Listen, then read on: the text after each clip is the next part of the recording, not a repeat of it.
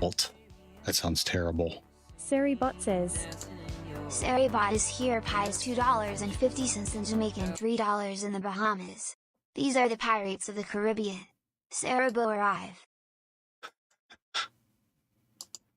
That Seribot has like endless jokes.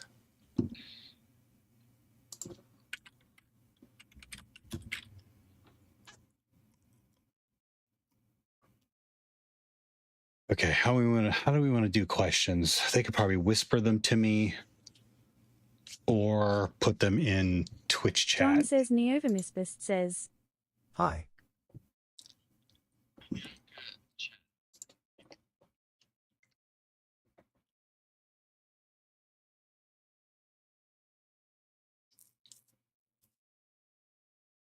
Okay, we can do that. No, you're not. You're muted, and oh no, I'm talking to myself like an idiot.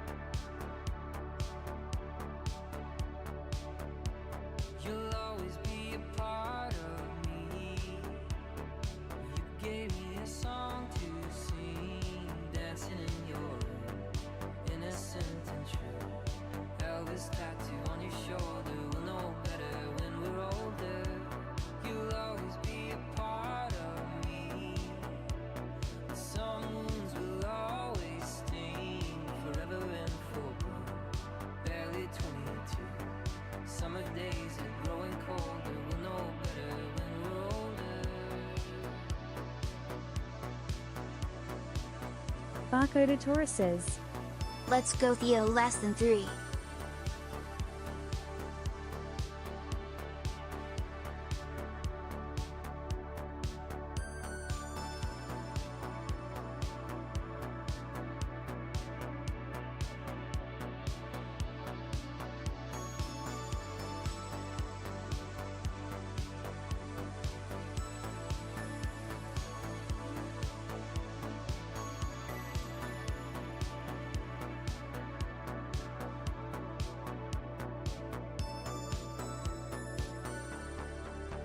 Madam Fabulous says, British old. translated from Croatian.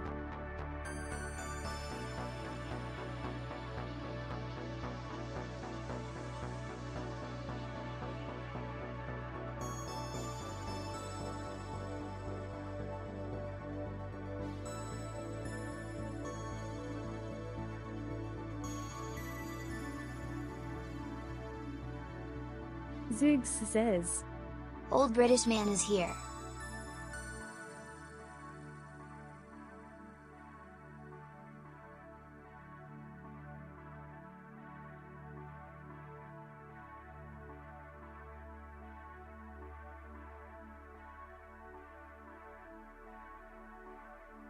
Cricky, he says. Maybe that's the Australian Zyke.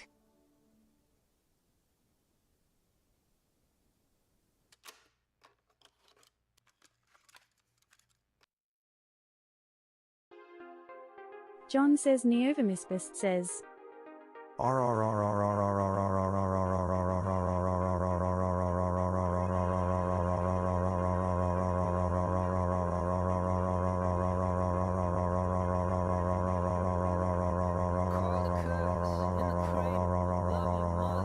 Unstable, daddy gone under the table, but you found a song in your heart. So you learn how to fight, how to starve, how to survive. When the others blocked your light, you learned to see beyond the stars. The curse of small desires, easily acquired. It's time to set your gasoline heart on fire. For a very long time, but Kill your demons, kill 'em dead. In your mirror, in your bed, in your heart, in your head. Don't you look good in bed? Slay your devils, kill 'em all. Take your throne, paint the walls, and if you make it out. howdy folks.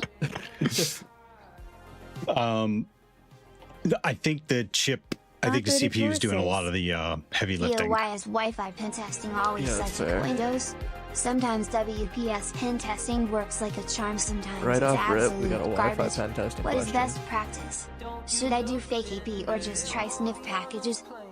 Depends on, I guess, what's the scope? What are you trying to do? Pen testing is always such a coin toss. Sometimes WPS pen I've testing got- works. I've got a hot take right off rip. There you go. Barcode coming in hot. We're not starting the podcast yet. I'll let you know when we're recording.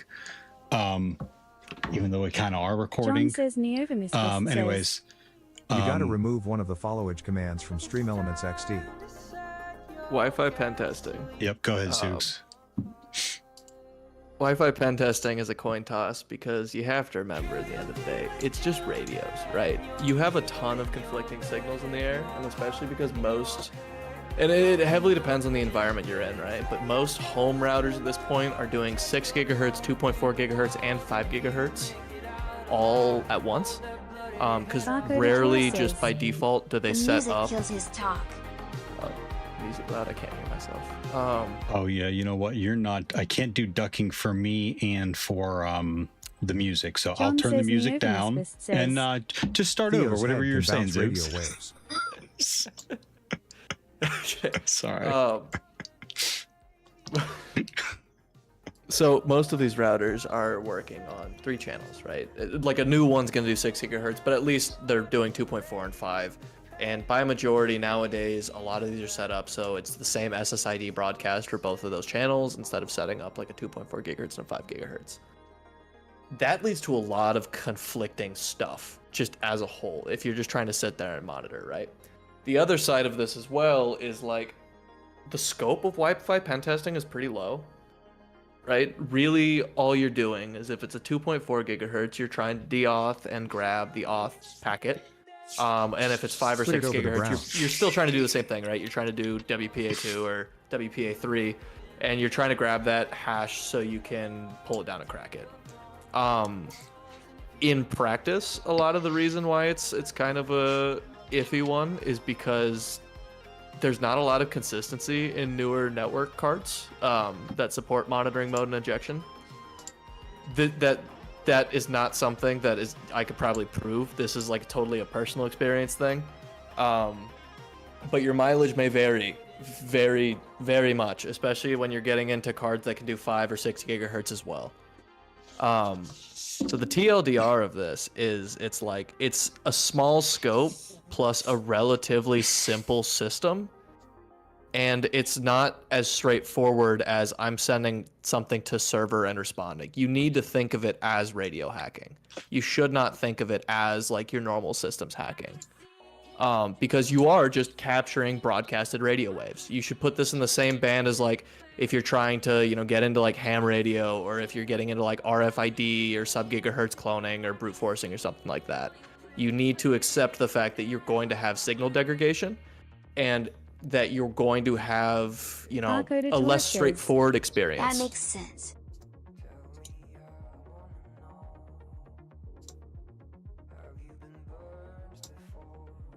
Already with the gems, Zoogs. Thank you.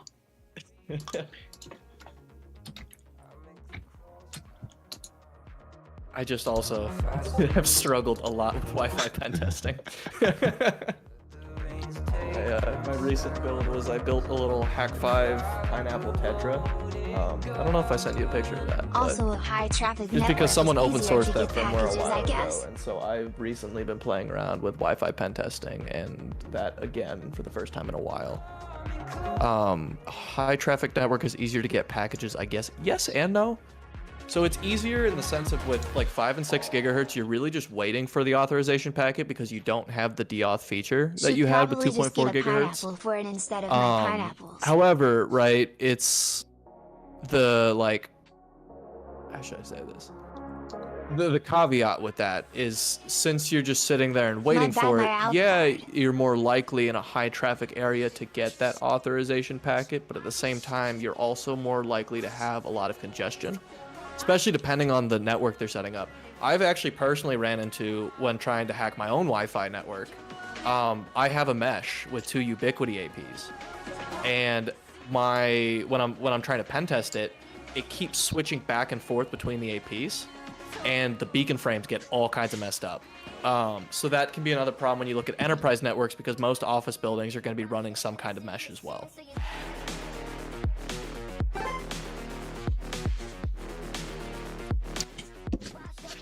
That's a lot. I'm glad you were here for that, because I didn't have an answer for that. I've only dabbled in Wi-Fi pen testing, so. Our Wi-Fi would Barcode go out Taurus at my old office a lot. My ADHD fucks up hard when So there's it was a lot of two you voices running troubleshooting at to get same the time. knowledge. Well, Two. that and I really have an affinity for radio hacking. I think it's really fascinating. Haven't delved into it as much as I'd like to, but I wrote quite a few papers in college about RFID and NFC and sub-gigahertz controls, and that lended to that kind of mentality of like, everything's a radio. I have a habit of doing that as a whole. Like, I love abstracting things to like as simple as you can make them.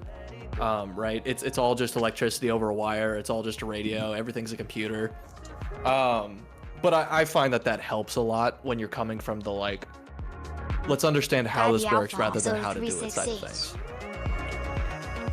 Oh yeah, those alpha adapters are rough, man. I'm sorry. I had the XML. I could never get it to work consistently. I sold it. Kitty says. Yeah,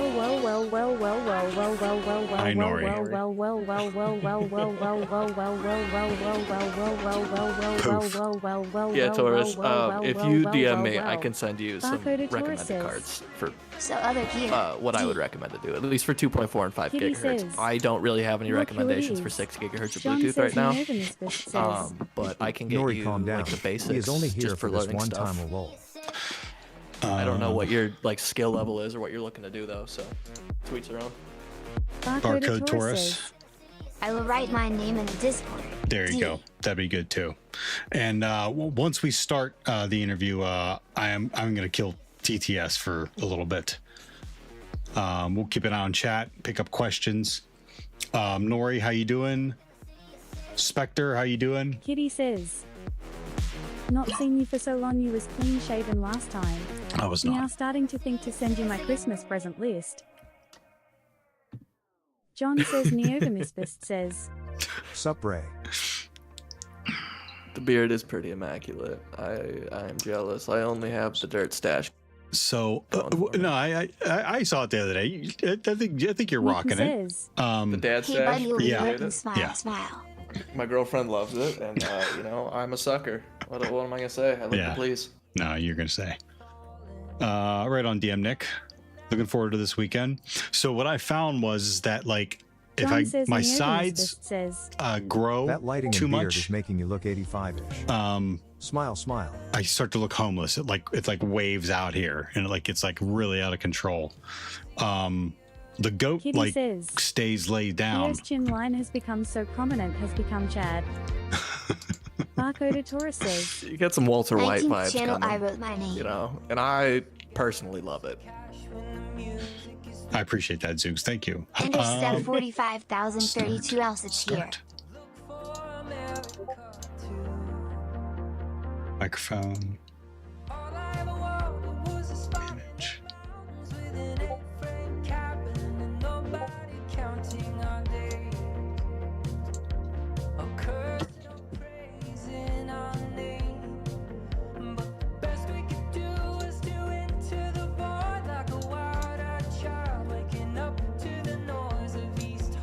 Big new profile picture too.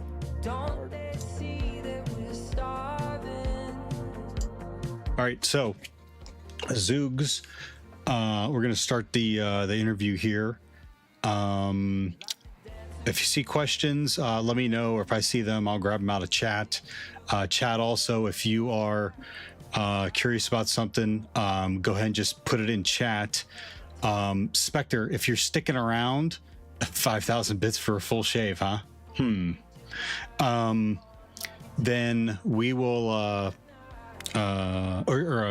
Spectre, if you're sticking around, if you could pin a message about questions. If not, I'll do it. And we'll get this thing cooking.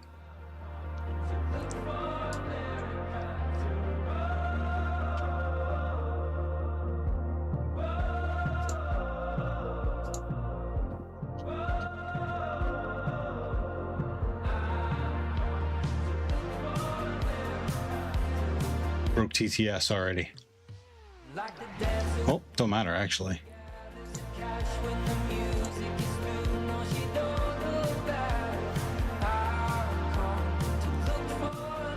Thank you.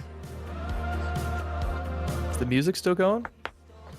It is, but it's turned down. I think it is ducking for me. Okay, it's ducking. Yep. I just had to wait till I caught up there in the stream. And it should be ducking for you too. I think I pulled that It is off. indeed. Cool. Yeah, I think you're good. So that'll help. That'll help barcode Taurus. I'll click on that, Nori. Where does that go? Not gonna be able to see it. No. Your computer is not on fire. Thank you, Nori. It's very helpful. That's good. I was worried.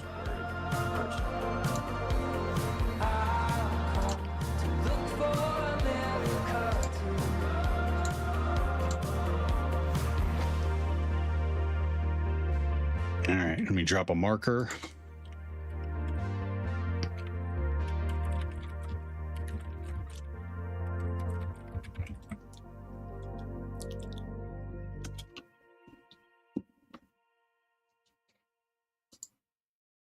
TTS is paused.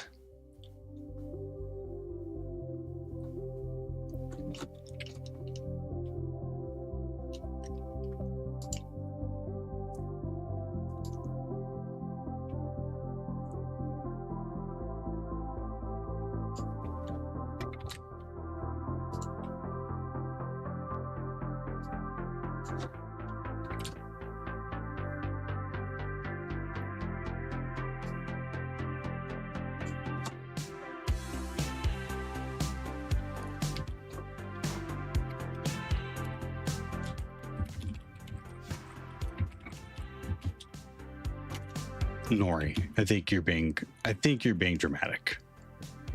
I think I've only been gone for like 2 weeks.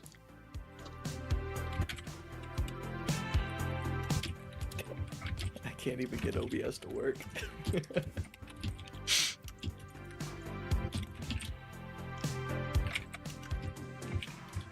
I've been so low, felt the wind roll like I was a screen door in a thunderstorm. Yeah, I've been down, you've been laid out, but you always were what I came here for.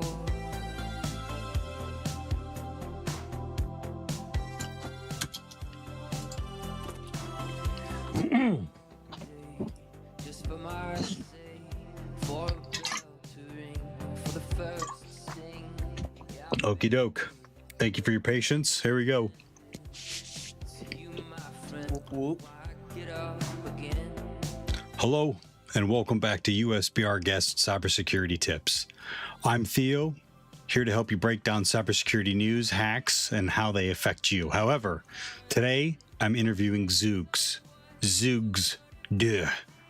We've interviewed Zoogs before, and some stuff has happened, and Zoogs agreed to come back and tell us all about it. We recorded the interview in an open Discord voice channel with video while monitoring chat and text-to-speech. We do have text-to-speech turned off at the moment, but we'll turn it on throughout the interview, and we'll keep an eye on chat for any questions. Zoogs was kind enough to go through some questions in advance. We're going to talk about them at length, see if we can go off on some tangents.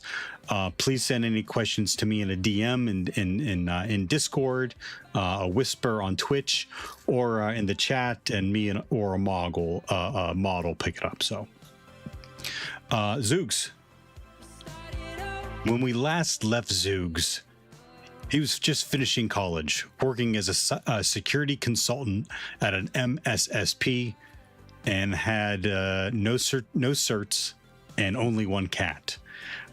Where are you now, Zoogs? Where am I now? Well, I finished college. I got my bachelor's in cybersecurity and a minor in computer science and a minor in math. Whoa! Still no certs. Still trash.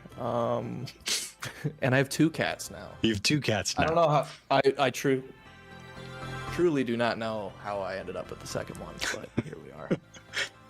Go through your what you studied again, and what did you graduate with?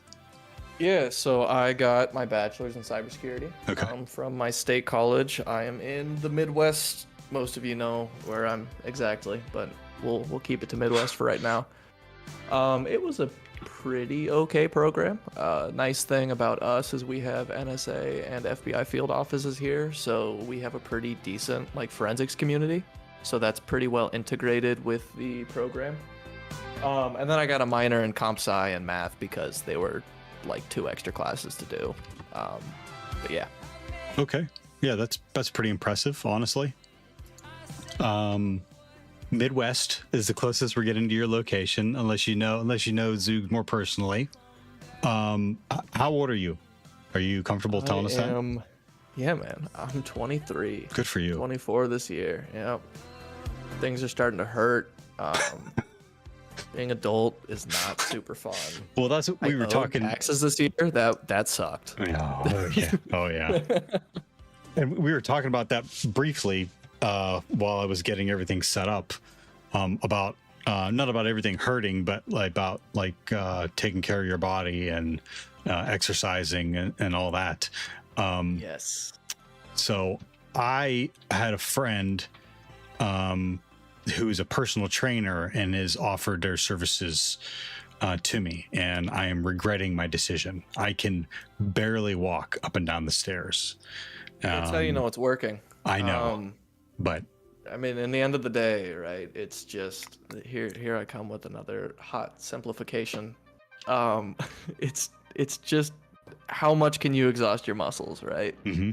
And then the rebuild of it is actually getting fit. Yep. So, yeah, you'll it- suffer less later. Yep, I agree, and that's Yes, exactly why I'm Daddy. doing it. I mean, it I'm in pain. I'm not in pain. Like my muscles hurt, and that's good. That's a good feeling. But I still look like a decrepit old man trying to walk up and down stairs. So, previous jobs. I can't remember if we talked about this. I think we were on a fair amount of tangents the last time that we talked. So, Well, I love to yap. Yeah. And I can't stay on a topic for very long. do you remember where we recorded the last one? Where we recorded it? Yeah. Okay, we recorded it here. We were in Discord. Do you remember anything else about it? Oh my god, that was that Minecraft one. Yeah, we were in Yeah, you kept telling me to move my head so it looked like I was talking, and that I could not. I Yeah. physically could not move Yeah. my mouse and speak at the same time. We've never gone back to that format. Thank you thank you for putting that to bed. I'm glad to be the test dummy and the proof that it doesn't work. I think I went and built my name into the side of a mountain. You did? Like 2 hours after that. Yeah. Nori. Big Zoog sign. Yeah. Nori, that's our world. Nori, is that still there? If someone griefed the Zoog sign, I will be at your front door. I can't within remember. 30 minutes. It's been a while since I've been in there. No, I'm gonna get a scutcheon now from Nori because I haven't been in there, but I can't remember if the last time I saw the sign. No, I know it's still being paid for. I'm waiting for my bill, Nori. I mean, is Zoog's sign still there? Okay. Yeah, the important things. The important thing. See, I'm already sidetracked. Okay. It's there. Yeah, It's still we there. did. Okay. Did the Minecraft last time. Let's see what else. I was still a security consultant. Mhm. At that time, I was about 2 years into the industry at that point. I had done 3 or 4 months as an intern doing security automation, and then I jumped over to the consultancy after. There we had our whole shtick, right, is that we were an Azure shop, so we would, we did a lot of large businesses, but like the original thing was like medium-sized businesses want to move into cloud, we'll get your O365 set up, we'll get all your security posture like pretty solid, we'll get you all migrated, and then we'll monitor, work your alerts, do all that after. And then the other side of that was pen testing, mostly for compliance sake. I was their pen tester because we trying to think of what the best way to say this is. The people that were originally pen testing for us were busy, and they're like, this guy can probably do it, and I was like, yippee. and I just kind of went for it, and I kept doing those for a while, and then that job was not great for a handful of reasons, and I left finally as of August of last year. Congratulations and good for you. Thank you. Before we move on from the previous place, though, what did you learn? Ooh, what did I learn? Now, there's a lot of bad, and you go through a lot of pain learning, but I mean, you're a smart guy, so like, what did you learn? Yeah. So let me kind of level set, right? With the job was not good for a lot of reasons. However, I will say two major things, and this is pretty applicable. I've got kind of a pocket rant, right, for people that want to get into cybersecurity that I'll talk about later. But the two really good things about working A, as a consultant, and B, within a smaller business is A, social skills are not a super prevalent thing in our industry. And I'm not saying social skills as in every hacker's awkward, which, you know, we tend to be introverts, but that's not like something across the board that I'd make the case for. Mm-hmm. But we aren't taught business language, and that matters a lot because in the end of the day, we are not a profit building role, right? We don't bring companies money unless you are a consultant at an MSSP. Mm-hmm. In every other role, we work in risk reduction. We work in reducing the amount of potential loss of revenue, right?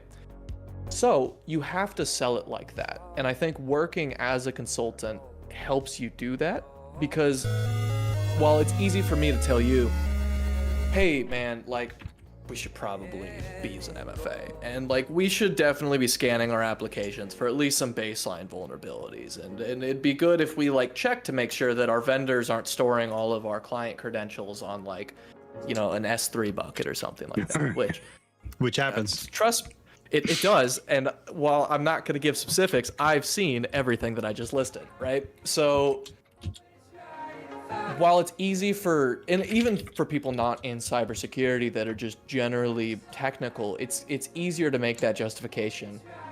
It's not as easy when you're talking to the people that do bring in profit to the industry. And so it's good to know, I don't want to say know your place, right? Because that's a bad way of saying it, but more like it's good to know where you fit into an organization. And I don't think that's something that by default is really taught because it doesn't make that much sense to teach. And it's also not really something you can teach. It's almost like you need to practice it a bit. Exactly. And it really comes down to like,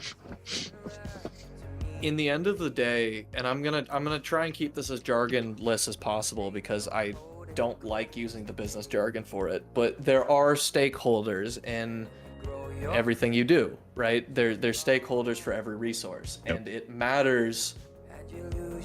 It matters to your position and it matters to your overall posture to be able to explain to stakeholders the risk that they're taking on, and to be able to both qualify that in a way where they know, you know, this could be really bad, and there's like, you know, generally I think most people at this point get it's bad to be hacked, right? Mm-hmm. But to be able to quantify that and say, okay, we need to take a real good look on how much that this one application we have is bringing us in. If this were down for X amount of time, you'd lose this amount of money.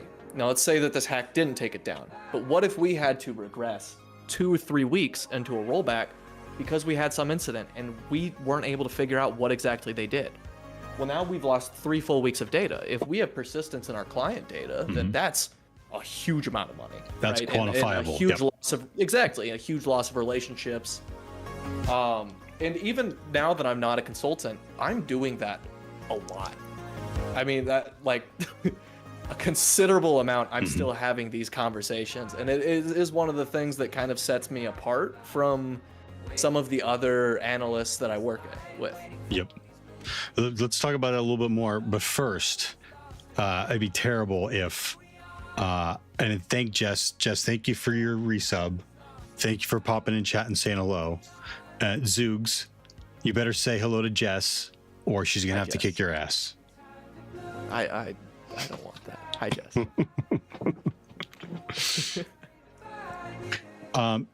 So Zoog reminds me of Matt Pat. That's crazy. Matt Pat's the GOAT. I will take that in stride.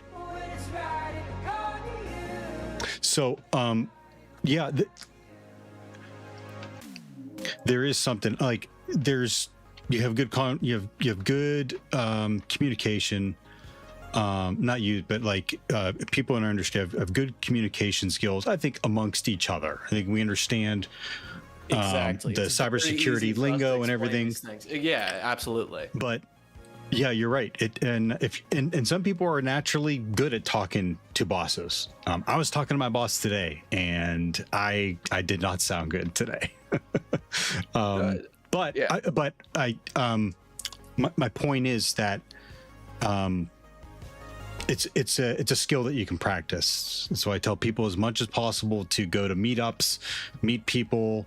You know, you're not talking to a boss, but you're talking to someone else, and you exercise that muscle. So I truly think that's important. You need to exercise that muscle of talking to, you know, how do you communicate to your boss or stakeholders. I mean, a lot of times, sometimes it's not just a boss. Sometimes it's an owner of a company, and you are a cost center.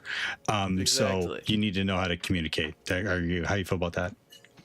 Yeah, no, without a doubt. I think you really can boil it down to, right, it's the stakeholders. Everybody owns some part of each resource, quote unquote, right? There's the people that actually own it, and then there's the people that own it in the business sense. But you get what I mean there. Yeah, I think that it's just it's something too that, like, I've noticed there's kind of two types of people that are generally pretty good at talking like to non-technical people.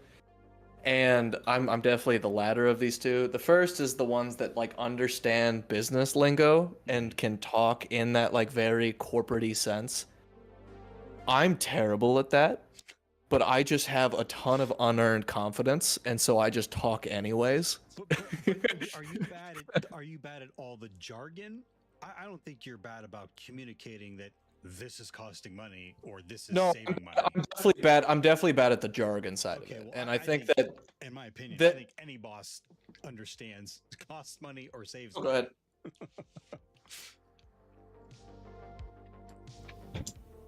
I turned down the wrong one, of course. There you go. So I'm back up. Spotify's down now. We're breaking the third wall. Yes, professional, Daddy. professional streamer. Yes. Third wall is also not the phrase. It's fourth wall. So Barcode, I hope that helps. We turned that down. Yeah, I think in the end of the day, communication is communication, right? Yep.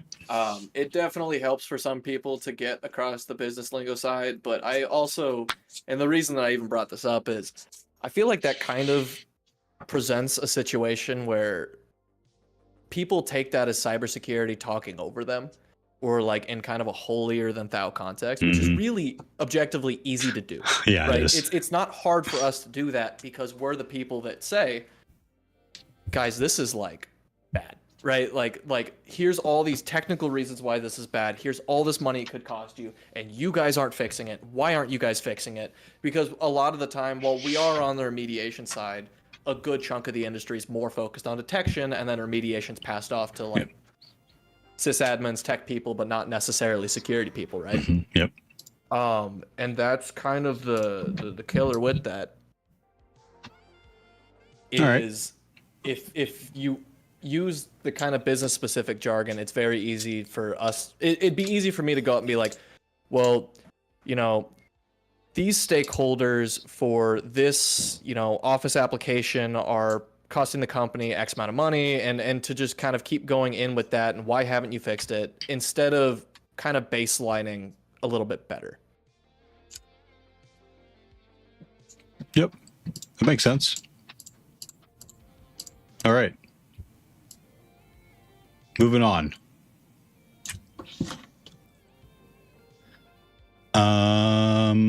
Okay, before we move on to the new joint, what other previous jobs have you had?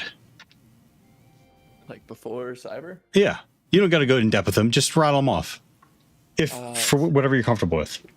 Yeah. I was a line cook. I was a grill cook. I did to-goes, served. I did construction. Did concrete.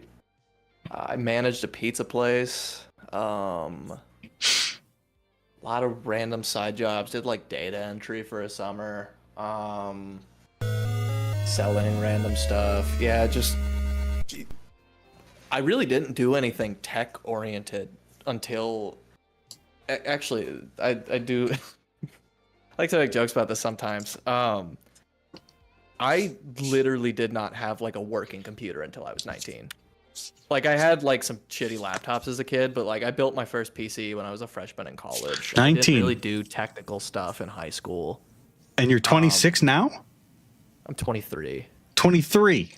I was 18 or 19, yeah, one of the two. But yeah, that's when I built my first PC. I kind of chose cybersecurity on a whim. I was originally wanting to do law, and I didn't want to do pre-law, so I decided to do cybersecurity as like an undergrad because my dad's a developer. I've always been relatively technical, even though I wasn't that into tech. But like I was like building cars, and I've always taken stuff apart and put it back together. And I like figuring out how things work. And so I just kind of chose cybersecurity on a whim, realized I hated writing papers and really didn't like doing school, and just kind of thugged it out. And now I'm here. Good for you. That's a fast arc, if you ask me. But good for you. Okay, so, Barcode Taurus, I got your information there. Okay, so the question you asked real quick was if someone should go into being a consultant for CS. What was the 5 best pieces of advice? Okay. CS I can rattle with these off. computer science? I think he's just saying like tech as a whole, right?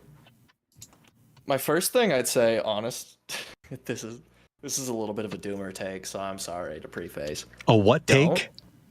A doomer take. Doomer. Okay, Like, I'm expanding my vocabulary. Continue. The tech market's bad, and the tech market has been getting worse, and I do not think it's going to get much better. And a lot of it's by design, right? So we can see kind of the same thing happened with developers a little bit earlier than cybersecurity, in that if we look at like the early 2000s to like mid 2010s, right? Developers were still getting paid a ton. There's a lot of venture capital behind them. And that's when you really had this big, like the quote unquote programmer push, right? Like everyone's making $300,000. They got all these benefits. They're blah, blah, blah. There's a reason why the industry started to peddle boot camp courses and like try and get everybody into the industry. And it's not because they necessarily wanted more developers. It's because they want to saturate the market so they don't have to do that. It's a hell of a lot easier for companies to have a giant pool of potential employees that they can rotate through and they don't necessarily need really strong retention on than it is to have a smaller pool of really well-paid people. Because that makes them competitive, and companies don't necessarily want competition for the people they're hiring, right? It just makes things harder. Cybersecurity took the same arc very strongly. I think I probably beat it like 6 months. I think if I like had started working in cybersecurity 6 months later, I would have had a hell of a time getting to a job. Okay. It's not great. I mean, now with the amount of layoff, and that's another thing too, kind of back to us being a risk-based position. We're the first on the chopping board a lot of the time for that reason, right? It's actually the reason I didn't stay at the first company I worked at, is because they went on a hiring freeze for all non-revenue building positions. So they could avoid layoffs, which they did, and I think they're still on that hiring freeze like 3 years later, right? Wow. Yeah, it's just we don't bring profit because we work in risk aversion and risk reduction. And so that kind of combination of like, we have a saturated job market, a downturning economy, and we're not necessarily a profit building position, makes us in even a worse spot than a lot of developer positions. Because now you have a lot of people that are very talented that got laid off. You have a market of like a really saturated market of both brand new people and a lot of seniors. And so that's why you're now seeing senior jobs disappearing and you have junior jobs opening that want senior level experience. It's because they can, right? This isn't like I promise this isn't a conspiracy theory. This is a very product by design thing. And so I'm not saying don't get into cybersecurity, right? I really think if you enjoy this, you should do it. And if you love tearing apart tech and understanding how things work, this is a great, great industry for you. But if you're getting in this because someone told you that it's a pretty good, stable way to get a job, it's just not true. And that mentality is kind of what led to this point in the industry. And I want to clarify, I am not blaming people that got into cybersecurity for a job. We are all out here to pay the bills. Yeah. This is completely over our heads. This is kind of a product of design. Yep. Okay, so what's your advice? So my number one piece of advice is don't, unless you love it. My number two piece of advice is if you love it, then really love it, right? Yeah. Like the one problem I have with a lot of people that I work with is that they're not that technical. And where they are that technical, it's very operational specific. They know how to do cybersecurity. They don't know why we do cybersecurity or how these machines work.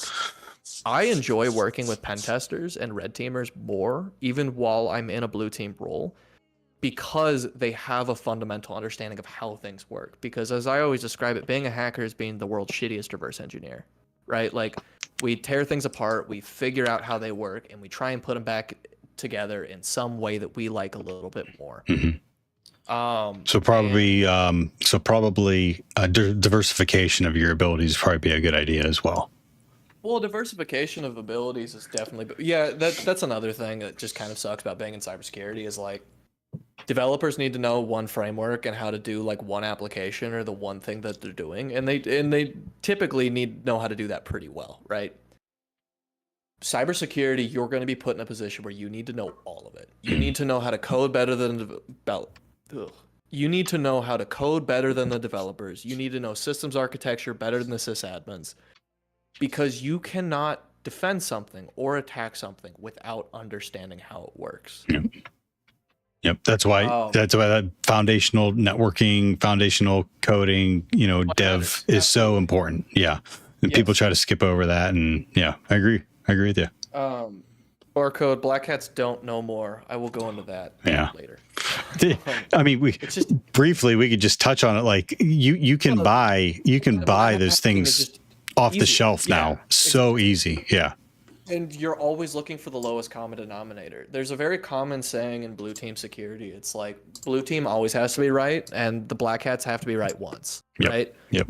And so, and even as like I would generally consider most industry pen testers and red teamers are going to be significantly better than the good bulk of cyber criminals out there.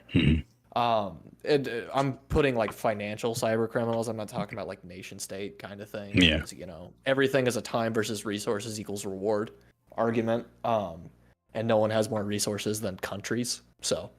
Yep. But yeah, so, number one, don't do it. Number two, if you're going to do it, really do it. I think the third one that can be summarized, I would just say those two. Honestly, I think that really like to do well in this industry, you need to have two major things. You need to have kind of a cautious approach to it, and you need to have a very true interest and passion, or you're just going to burn out or get into some low-level SOC position until you burn out and then switch into like an engineering or administration role, which is where I see most people that come into cybersecurity going, honestly. SOC lifers are crazy. I don't understand them. They scare me. I don't know. Pure would be able to shed more light on that. I'm terrified of him. But yeah, I think there's something to say about like I think there's a different level of camaraderie in a SOC. I agree. Yeah. So it's the teamwork aspect of it is always really cool. I'm in a SOC now. But yeah, it's a like you have to have a passion for incident response or forensics or just be an absolute machine that likes doing the same thing day in, day out. I go a little crazy all the time. SOC is SOC, and it's a security operations center. It is your front line for security They're the ones that ingest alerts and incidents and triage them initially. All right.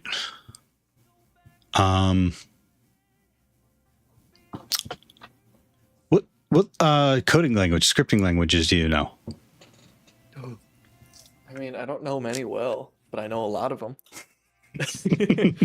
Well, let's go with what you know well then. It's Python, right? Like I'm gonna write 90% of things on Python, Bash, or PowerShell. I know a decent amount of C. I'm pretty okay at x86, 64 assembly. I know some MIPS assembly as well. I know some Go, Java, JavaScript. I know like some backend like database stuff, SQL, MySQL, NoSQL. Just kind of whatever's needed in the moment, right? Once again, the cybersecurity thing is like you need to know kind of how everything works. And I don't think choice of language matters. I think generally it's best for people to learn C because the same thing you'll hear like low-level coding on YouTube go into all the time is it's like it is, unless you're writing assembly, it is the lowest level that you will ever interact with a machine, and that's going to teach you a lot about how machines work. I've heard that. Now, saying that, I don't like writing in C, so I rarely do. But I can read it and I can like understand it, and I can write it if I ever need to. But I mostly write stuff in Python that's just quick and shitty, and then I've been learning Go because it's pretty useful for a lot of red team stuff. I'm thinking about Go as my next one too. So I got some good books on it for you. All right. Ugh. Yeah, I'm making people read now. That sounds terrible. Oh, it sounds awful. Atrocious. Yeah. And your text editor of choice. There's only one correct answer. There's other suitable ones, and then there's the Voldemort of text editors. So and I don't want to alarm you, but uttering the Voldemort of text editors will end the interview. What's the Voldemort? Emacs? No. Yeah, I don't use Emacs. Emacs is acceptable. Okay. If I'm like sitting down and coding, I'm either using NeoVim or I'm using Visual Studio. Okay, gang, that was it. That's the end of the interview. Thank you very much for coming. I appreciate Zoogs' time. I will not have that filth uttered on the Twitch channel or the podcast. In my defense. It breaks on me half the time, and I don't even really use it well. But I use tiling desktop, and so it's easier to have like the terminal tile than VS Code. It's a complete joke. I've never used NeoVim. I have no basis to my claim other than everyone on the internet has a hot take, and mine is NeoVim. And I think honestly, the fact that I have no experience with it, it tracks with how the internet behaves. Yeah, there's two people, right? There's people that hate NeoVim because they haven't used it. Well, I guess three people. There's people that hate NeoVim that haven't used it. There's the people that hate NeoVim that have used it, and then there's the people that like NeoVim and they're just kind of lying to themselves, but they feel really cool doing it. I'm the third. Okay.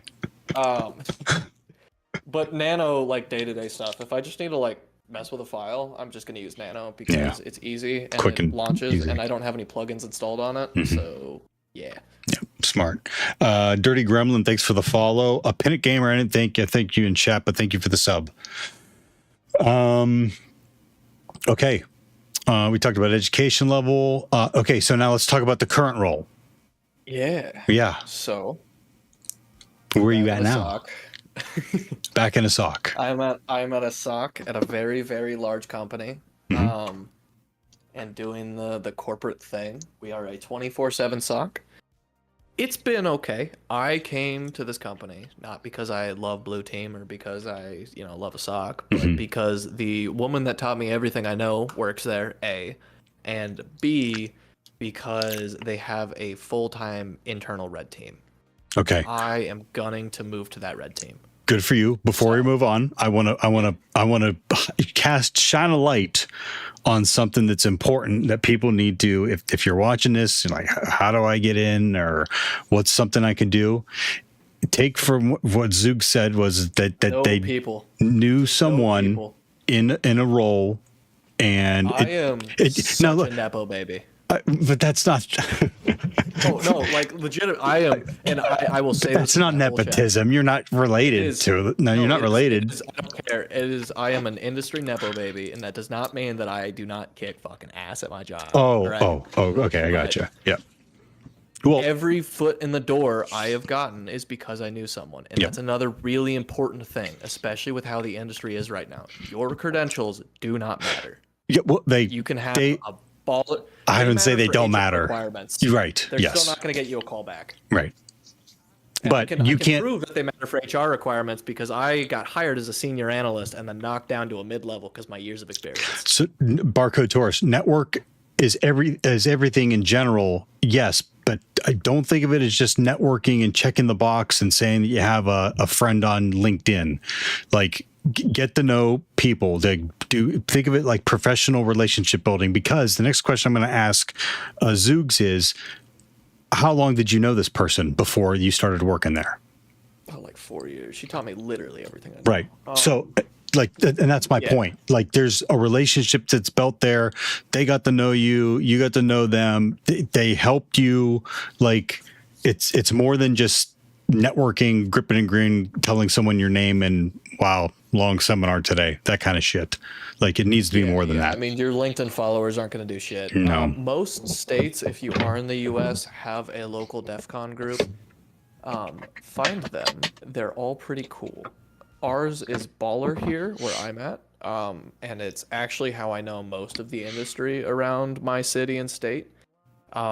They have definitely helped me get roles. Good. To say the least. Yep. Go to your conferences, go meet people. And because in the end of the thing too, right, it's not this completely selfish, like, I'm doing this to get roles. You're probably going to learn something and something pretty cool because there will always be someone that knows something more than how you know it. And if you kind of position yourself like I do of like I don't know too many things super in depth, but I know a ton of things as a whole. That's really useful to have is because basically any hobby or something I have, I know someone that's better than me to text and go ask questions and be like, hey, why am I so stupid? Right. Yep. Like, I did that today. yeah, I need help with something and I'm leaning on someone that I've known for a while. And yeah, build that now. In the end of the day, right, we're literally all in this together. Yep. Not in a kumbaya. No one's getting out of here alive, This industry more- Zooks. Yeah, this industry more than most. Right. No one's getting out of here alive. God, yeah. Um, So yeah, I'm in the SOC. It's going okay. I don't like being in a SOC, but my whole goal is getting into the red team, and so I'm just speed running that. The way that we're structured is we have like an IR position, kind of incident response position above the SOC, and so I've started working with them pretty quickly, which has definitely saved me a little bit. Because if I was just alert fodder, I would be in a corner painting on the walls, saying another high is popped in ES. which is another piece of advice we give is that once you do get that initial role, you need to be looking at the next step. Don't if you are getting an entry level role, don't get stuck in an entry level role. You know, talk to your managers, talk to whoever you can about what's needed to get to the next step, what's needed to get over to here, over to there, that kind of thing. And I will say, like, management definitely matters a lot, right? If you get into a role and you have a pretty bad manager, then you need to find a way to circumvent that.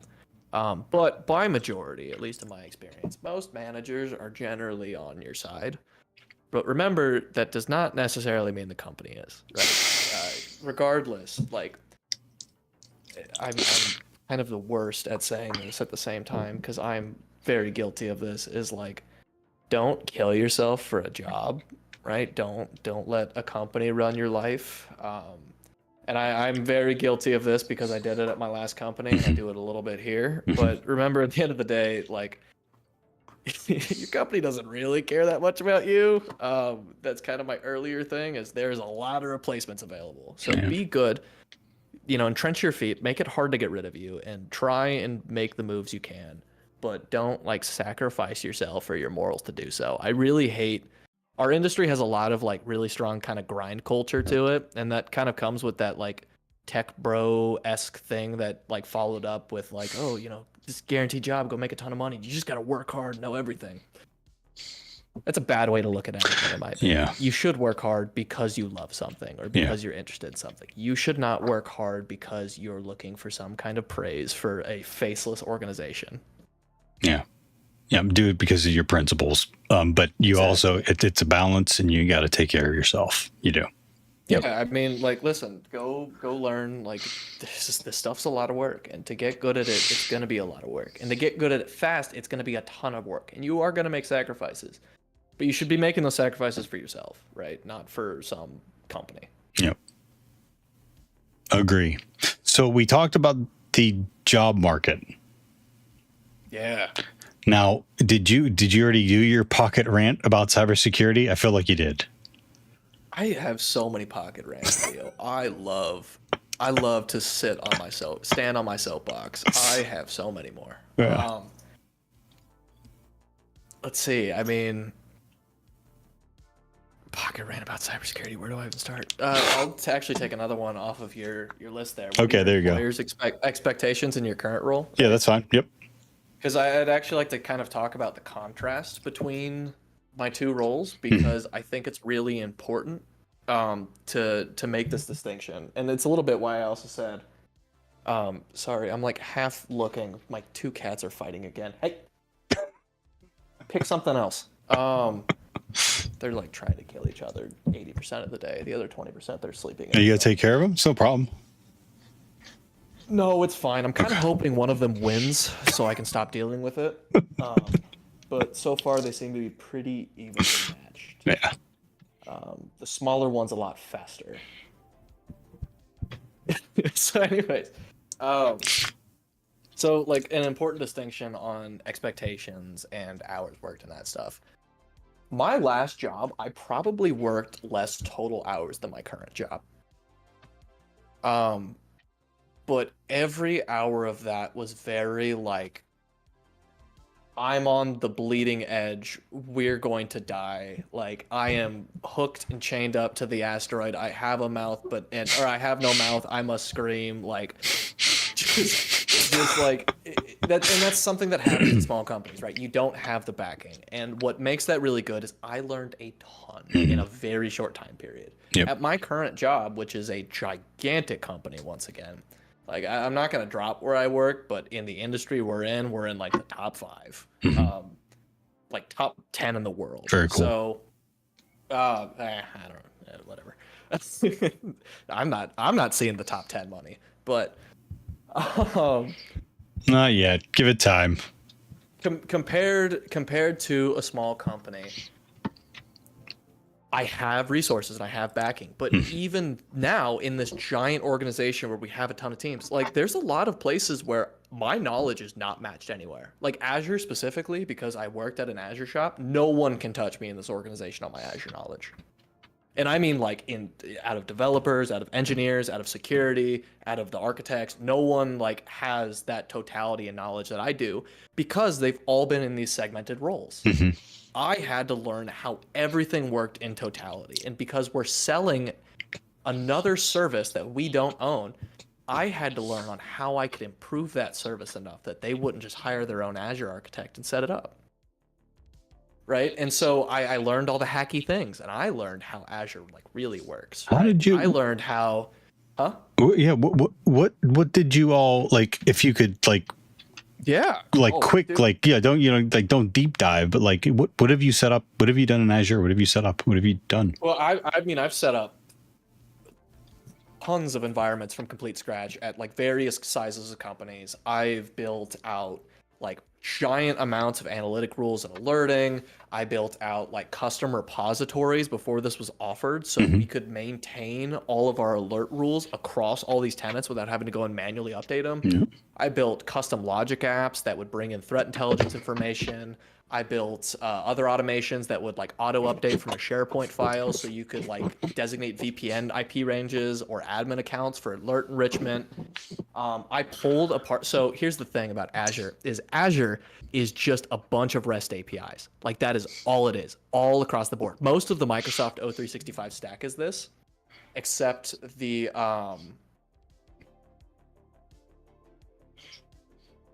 sorry, got distracted by cats again. Fine. I know what an API is. Thank you, Spectre. Most of the O365 stack is just these REST APIs with like an Electron front end, even the desktop apps. And the desktop apps work in the same way as what they like publish in their documentation, right? So if I use like Azure CLI to interact with Office 365, it's basically the same way that Teams interacts with it. So what makes this really cool is if I'm in the Azure portal and I'm like, hey, there's this data blob that's like, so for example, Entra did this for a long time. Entra is Microsoft's Active Directory like cloud solution. It used to be known as Azure Active Directory. They have a last login time on accounts there, right? So standard log retention is 90 days. And this isn't stored in the logs that you're able to pull through the basic log explorer. So now here's our issue. If I'm doing like a hygiene assessment and I want to pull what's our oldest users that we might be able to get rid of that haven't logged in or interacted at all, right? I'm limited to, okay, well, these guys have logged in from 90 days and these guys have logged in sometime longer ago than those 90 days. And I have no idea what. But there was this random field on the Entra like GUI that showed like the last login time, and it would go back years. I mean, it would go back to whatever it was. So I pop into Dev Console and I look at the API requests that come in when I refresh the page, and I find this beta API that has a storage bucket that I can just pull, right? And so then I just write a really quick HTTP request with my authorization header and make it look like I'm a user, and I just pull that back directly. I don't have to web scrape. I don't have to do anything. I'll just pull that back. It returns it in JSON because all the web page is doing is taking that JSON and making it pretty and easy to read. Wow. So then if I go feed that into a custom log, look at this. I now have a full hygiene of all of our users in the environment that is not offered from Microsoft, and you didn't have to change your log retention, and it's super low volume. It's going to cost you like 3 more cents a month. Wow. That's the like understand how things work kind of mentality that I think is so beneficial. Yeah. So yeah, it's that kind of stuff. So like my last company was really rough to work at, but I got to learn cool stuff like that. And because you have to figure it out of necessity. I don't have to do that anymore. I probably work longer. You can if if something comes up. Well, if something comes up, but normally now there's red tape, right? Like if I had to go pull something like that, well, the SOC isn't necessarily going to run an assessment like that. That's going to be like our insider risk teams or like our fraud teams, right? Or something like that does like the full security assessments. Like SOC can provide recommendations, but really we're an incident response role, right? We are focused on the response and generating alerts. We're different stakeholders, right? Where at my last role, I was global admin in these tenants, and I just like did stuff, right? Because I'm constantly trying to provide this value. So while I worked less hours doing that, I'm way more exhausted. And because everything is like, I have to create some value out of nothing to make this work, you just burnt at the end of the day. Sure. Now I work longer hours, and I still get the burn, and I get the alert fatigue, but the expectations are different. And the reason I work longer hours is because we're a 24/7 SOC. It's just fundamentally different, right? So those expectations matter. And kind of the general cybersecurity point I was going to make with this is like, the reason I really started to die at my last job is while I found the Azure stuff I was doing and tearing that stuff apart and pen testing fascinating, that was me doing the extra work for me. When that part was removed and I was still having to provide value, but I wasn't doing anything interesting, I was just making more reports than I did normally and working more alerts than I did normally. Now I'm working extra hours and I'm putting an extra effort for the company that is not returning that effort to me in any way. Okay. Those are two very, very different things. And I think it's really hard for people that are new to the industry to make that distinction. It was hard for me, and I had been in for a little bit at that point.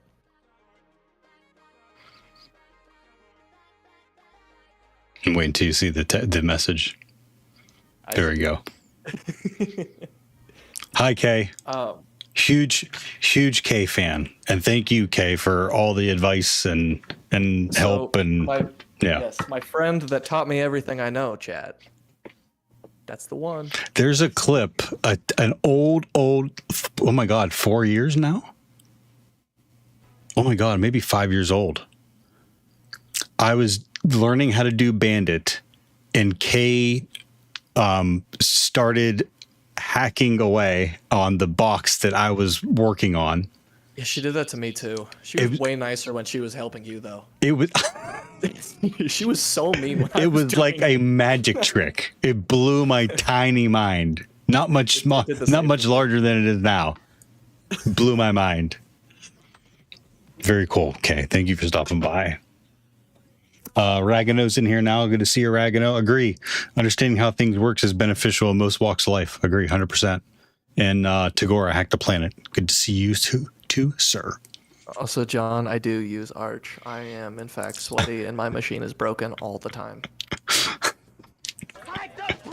Hilarious. Let's do a sleeper question. Do you have one that you want to pull from? I have one that I want to ask everyone. I read them through. Okay. The one that I want, and you can pick one next. What's your favorite Arizona tall boy flavor? I am ginseng and honey OG. Okay. They are the best things ever. Now that they make the alcoholic versions. They do make alcoholic Arizona staff. Yeah. Being an adult is that I can get drunk and drink an Arizona iced tea. Wait, did they put fake sugar in those ones, or they use real sugar? The honey ones are still it's still just the real honey. The other ones are kind of that's awesome. And they sell them in like multi-packs, so you only really get like 4 good drinks, but yeah, the ginseng and honey are delicious. That's cool. Yep, that's cool. So like I can go for like a sweet tea myself, or a fruit punch. Mango's good too.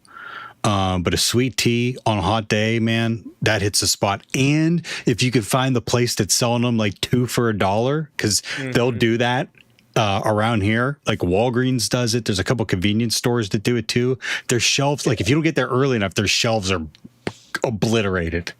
I'm more of a, for like the real sweet ones, I'm more of a peace tea fan. I was big on peace tea in high school. Okay. And like the snowberry peace tea is a wonderful. I don't generally like very sweet things. That will be, if I ever get diabetes, it'll be because of that. The reason why I bring up Arizona is because it's wild to me that they still keep that tea 99 cents when everything else has gone up. And I purposely won't buy from like the gas stations that mark that shit up from there. Like, I'm like, nope. I know what you're trying to do here. My train. No, I'm not drinking. Yeah, I'm still on my fast. I'm still on a no sugar, no added sugar, and no alcohol through Lent. Because I'm afraid that I'm afraid I'm going to hell if I don't abstain from something during Lent. Man, I'll see you there. It'll be fun. Chocolate tea. They do. Oh, you must have been talking about the alcohol ones. You know, if you tell them they're selling it for a higher, they'll pull it from their stores. Oh yeah. If you like email Arizona, they'll get really mad about it. Nice. I think they'll like sell them up to like $1.30 or $1.40. Yeah, that's what I've seen. Okay. Do you have a sleeper question you want to answer, or are you gonna? I'm gonna switch it up. I'm asking you first. Oh shit. If you had a time machine, would you go to the past or the future, and what era or moment intrigues you the most? So, I wasn't expecting you to do that. Yeah. Okay, wait, I got to look at it again. If you had a time machine, you go to the past or the future. In what specific era? Okay, so look. I just want to point out that the hacker out of the two of us, you know, the one that's actually paid to be a hacker, did not expect a basic countermeasure. Maybe I did, and I'm just hamming it up for the audience. This is all scripted. Everything I said, So good job. I'm not gonna. You know what? If I was maybe oh my God, if I was in my 20s again with a little bit of perspective, I might say back in time. But with how much me and my family, like, there's no time machine that I can go back in time and still have like the same wife, kids, and life. Do you know what I mean? Like, Or are we saying reverting in our own lives, or just like get on the magic school bus so, like, and go see the dinosaur? no, so like me and my wife, she won't watch time machine, like time travel movies with me because like I like Back to the Future, like time travel movies. But have you ever seen the movie Primer? Like, No, I'm like infamously known that I've seen nothing. okay, not you.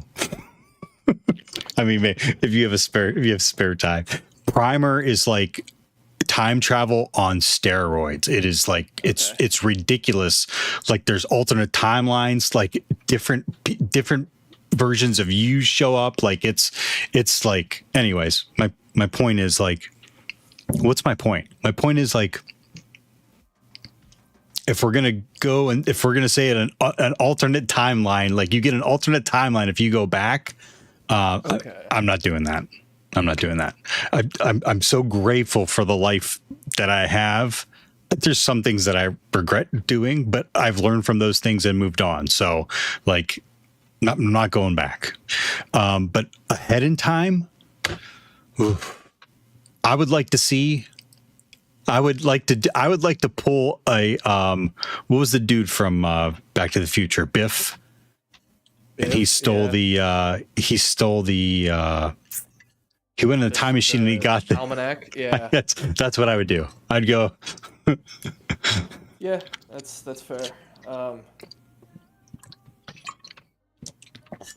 So I took a dive there on you. Sorry, Zooks. You're good. I mean, the very easy answer for how you were framing that of like going back in your own life is how old's your youngest kid? She's 11. Cool. Go back 8 years and buy Bitcoin. You wouldn't have had to do that much. You could have still had the kids and the wife. Yeah, no, I forget how old I am.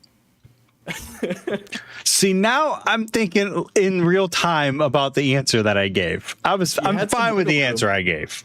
You know, that was very inspirational, but I feel like we're not most effectively using our scenario here.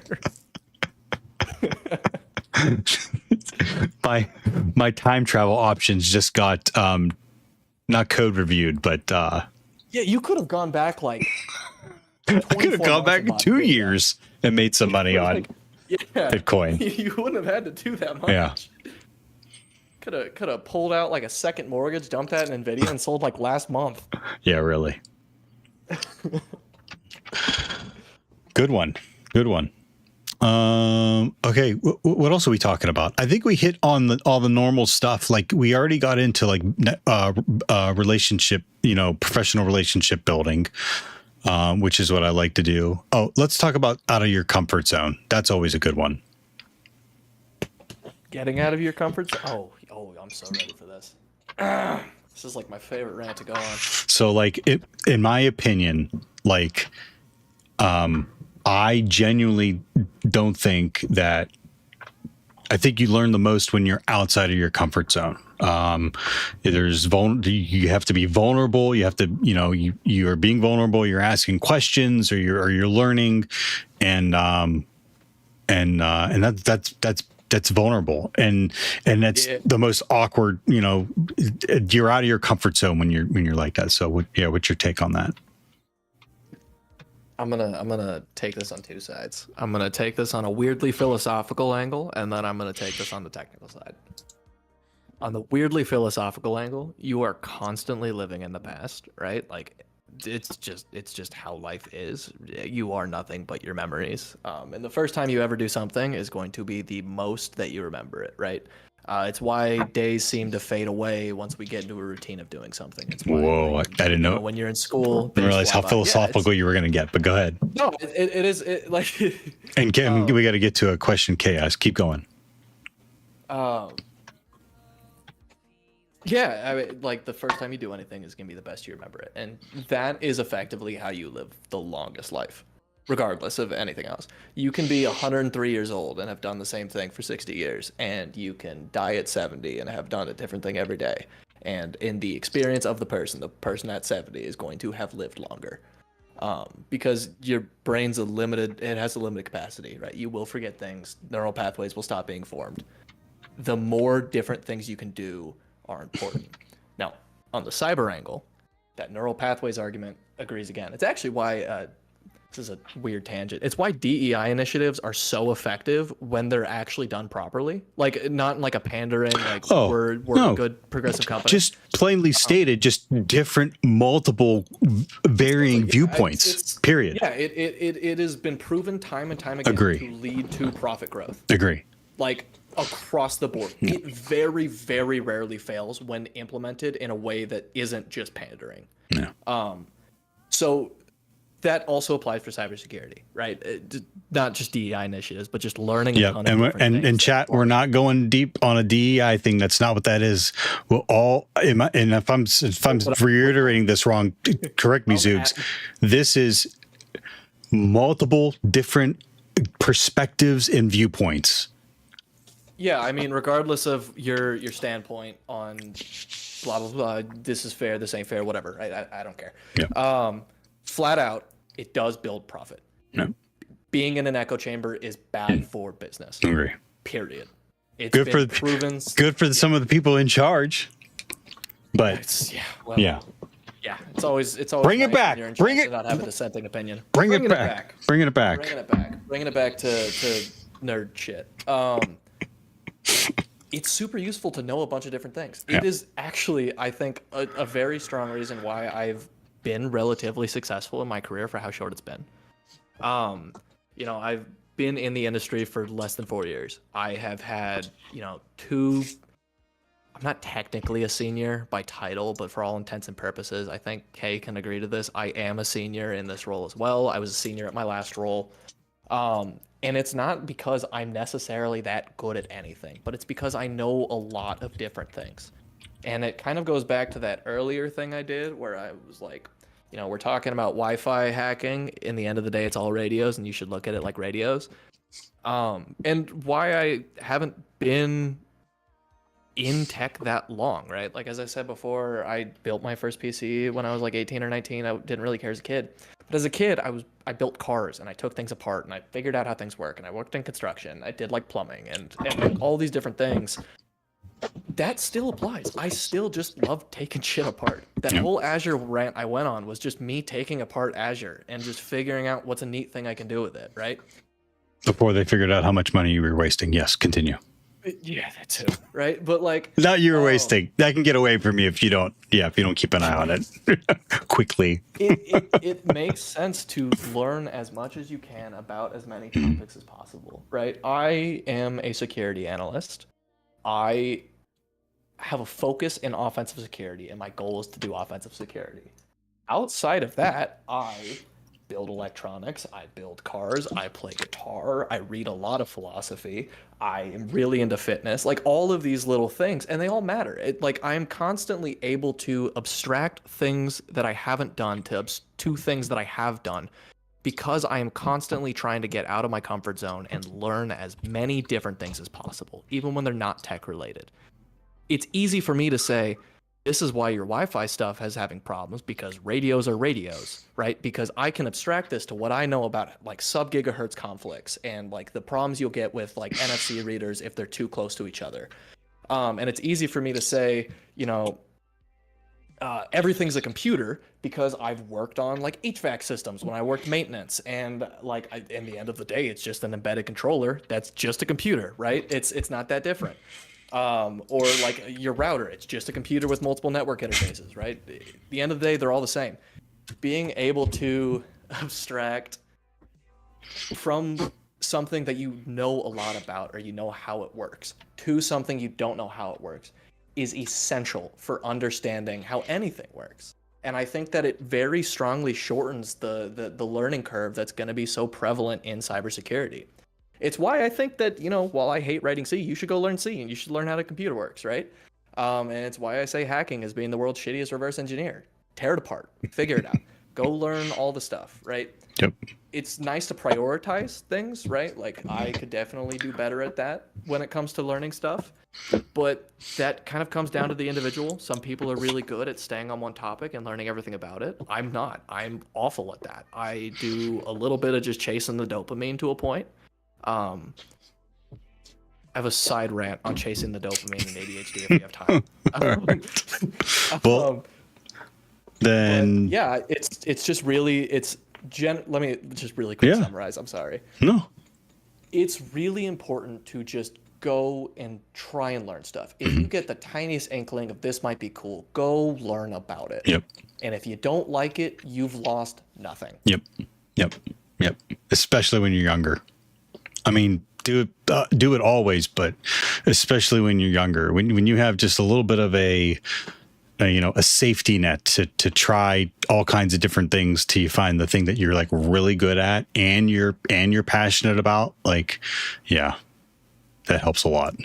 It helps a lot. It helps better than waiting till you're 40 years old to go back to school for cybersecurity. You're doing it. That's because right. You went and learned the things. Right on. Right? You learned Yep. how things work. Yep. I will say, I was thinking about this earlier today. From our last interview to now, I think when we were in our last interview, I probably had some ways on you in terms of pen testing. Yeah.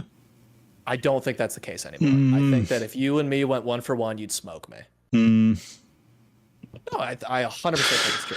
What I'm I finding, test, and you're constantly learning. yeah, man.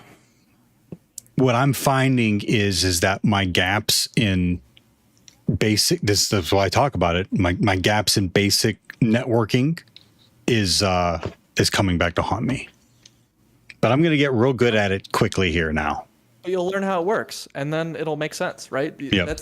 It's one of kind of the nice things about what you and I both did is like I was already into pen testing, but I got kind of shoved into a role, so I had to learn how to do the things before I learned how they worked.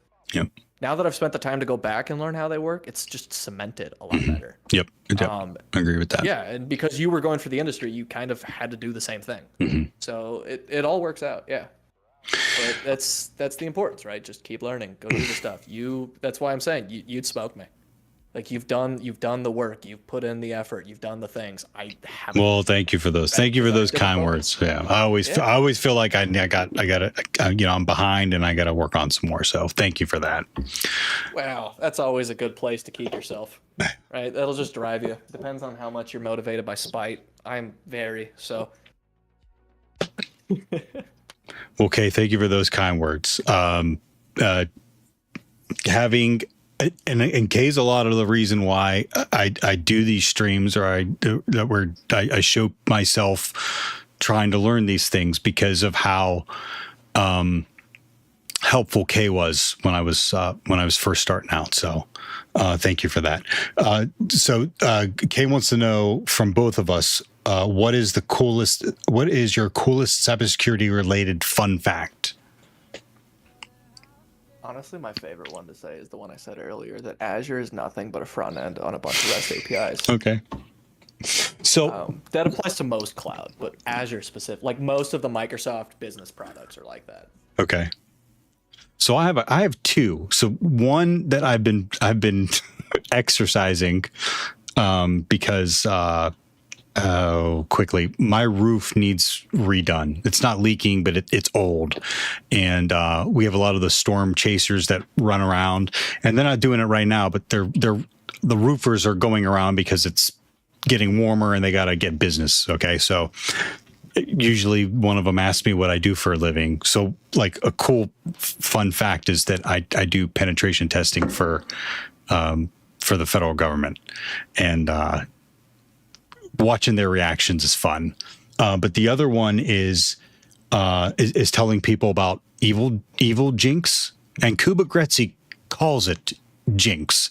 So I know some people call it evil Gen X, but telling them that I can build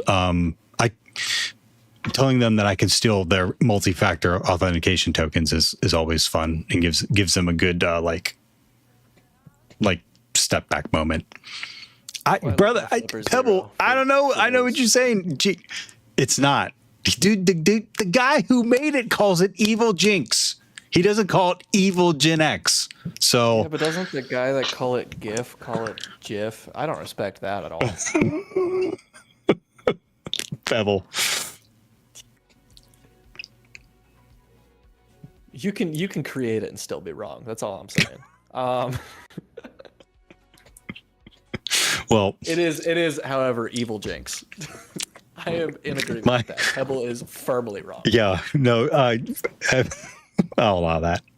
If it'll allow, I don't know if it'll come through or not.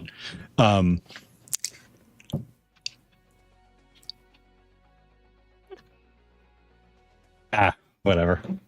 Nothing. I'm gonna, before I go on my last rant I got in the pocket, let me check chat. Oh, Ragano wants to ask about your guitars and what you like to play. Yeah, I've got a handful of them. I like my Fenders a little too much. My first guitar was an Ibanez, like shitty kid guitar. I've still got somewhere. Do you want to show them? Or no? Yeah, you know what? Let's do it. You don't need to turn the camera toward yourself. I totally understand that. But if you want to show the guitars, you can.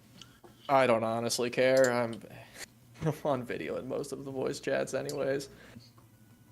If my webcam works, let's see if we're having an Arch moment or not. Yeah, so you may have to restart again for Arch. Yeah, right. All right. Maybe. Oh, well, I got to fix it. That's you. My scuffed, my scuffed stream setup. I got to try and reach for all of these without moving too much because I'm on wired headphones. I'll wait till you fix it. There he is. We here? Just about. Yeah, if you want to get going now, yeah, you'll be good. I'll blow you up over here. All right. Howdy, everyone. All right. So, first one. This is my Fender Player Telecaster Butterscotch, because I'm basic. Its name is Butterscotch? No, it's the tone. Oh, okay. Right. I do not name my guitars. That we know of. I don't know why. Yeah, well, you don't want to know what I say when the camera's off. Anyways, this one's really nice. It plays really sick. I got it for a really good price. They're normally like $1,200. I got this for $400. And that's a Fender? Yes, Fender Telecaster. This is like, it's like the NPC of I've been playing guitar for a little bit and I want to get a better one. Also known as the thing that every indie guitarist that is going to gaslight you probably owns. Okay. My Gibson Classical's upstairs, so I'm not going to show that off. This is my Hyundai Acoustic. As you can see, it's had a little bit of wear. The neck is super warped. I really need to go take it to a real Luther and get it fixed, but I'm cheap. And That's good, though. That lends authenticity to it. I love that. It does. It has an immaculate tone. It just really sucks to play. This one is actually my pride and joy. I love this one. I built this myself. This is my Fender Parts Caster. You built that? I did. So this is a Squier Stratocaster. I don't know you could do that. That I got with a warped neck. So I took a Fender Classic Stratocaster neck, and I fitted it. This was a mistake. Do not do this. I bought modern locking tuners. Those don't fit on the neck by default. Uh-oh. By the time I realized that they were two different things, I had already bored out the neck. Ragano knows his shit. Like, I think you're going to trigger Ragano. Go ahead. Well, then he's going to be impressed at this part because they're straight still somehow. I bored all these out with a Dremel and sandpaper, and then I had to drill the two little peg holes on all of these. Okay. Not a drill press, just, I don't know, freehanding it. So I did that, and then stock two pickups in the front. The back is a high-gain Seymour Duncan humbucker. This is modeled after the Kurt Cobain Vandalism Strat. I did not do the stickers on it. I don't really like stickers on guitars.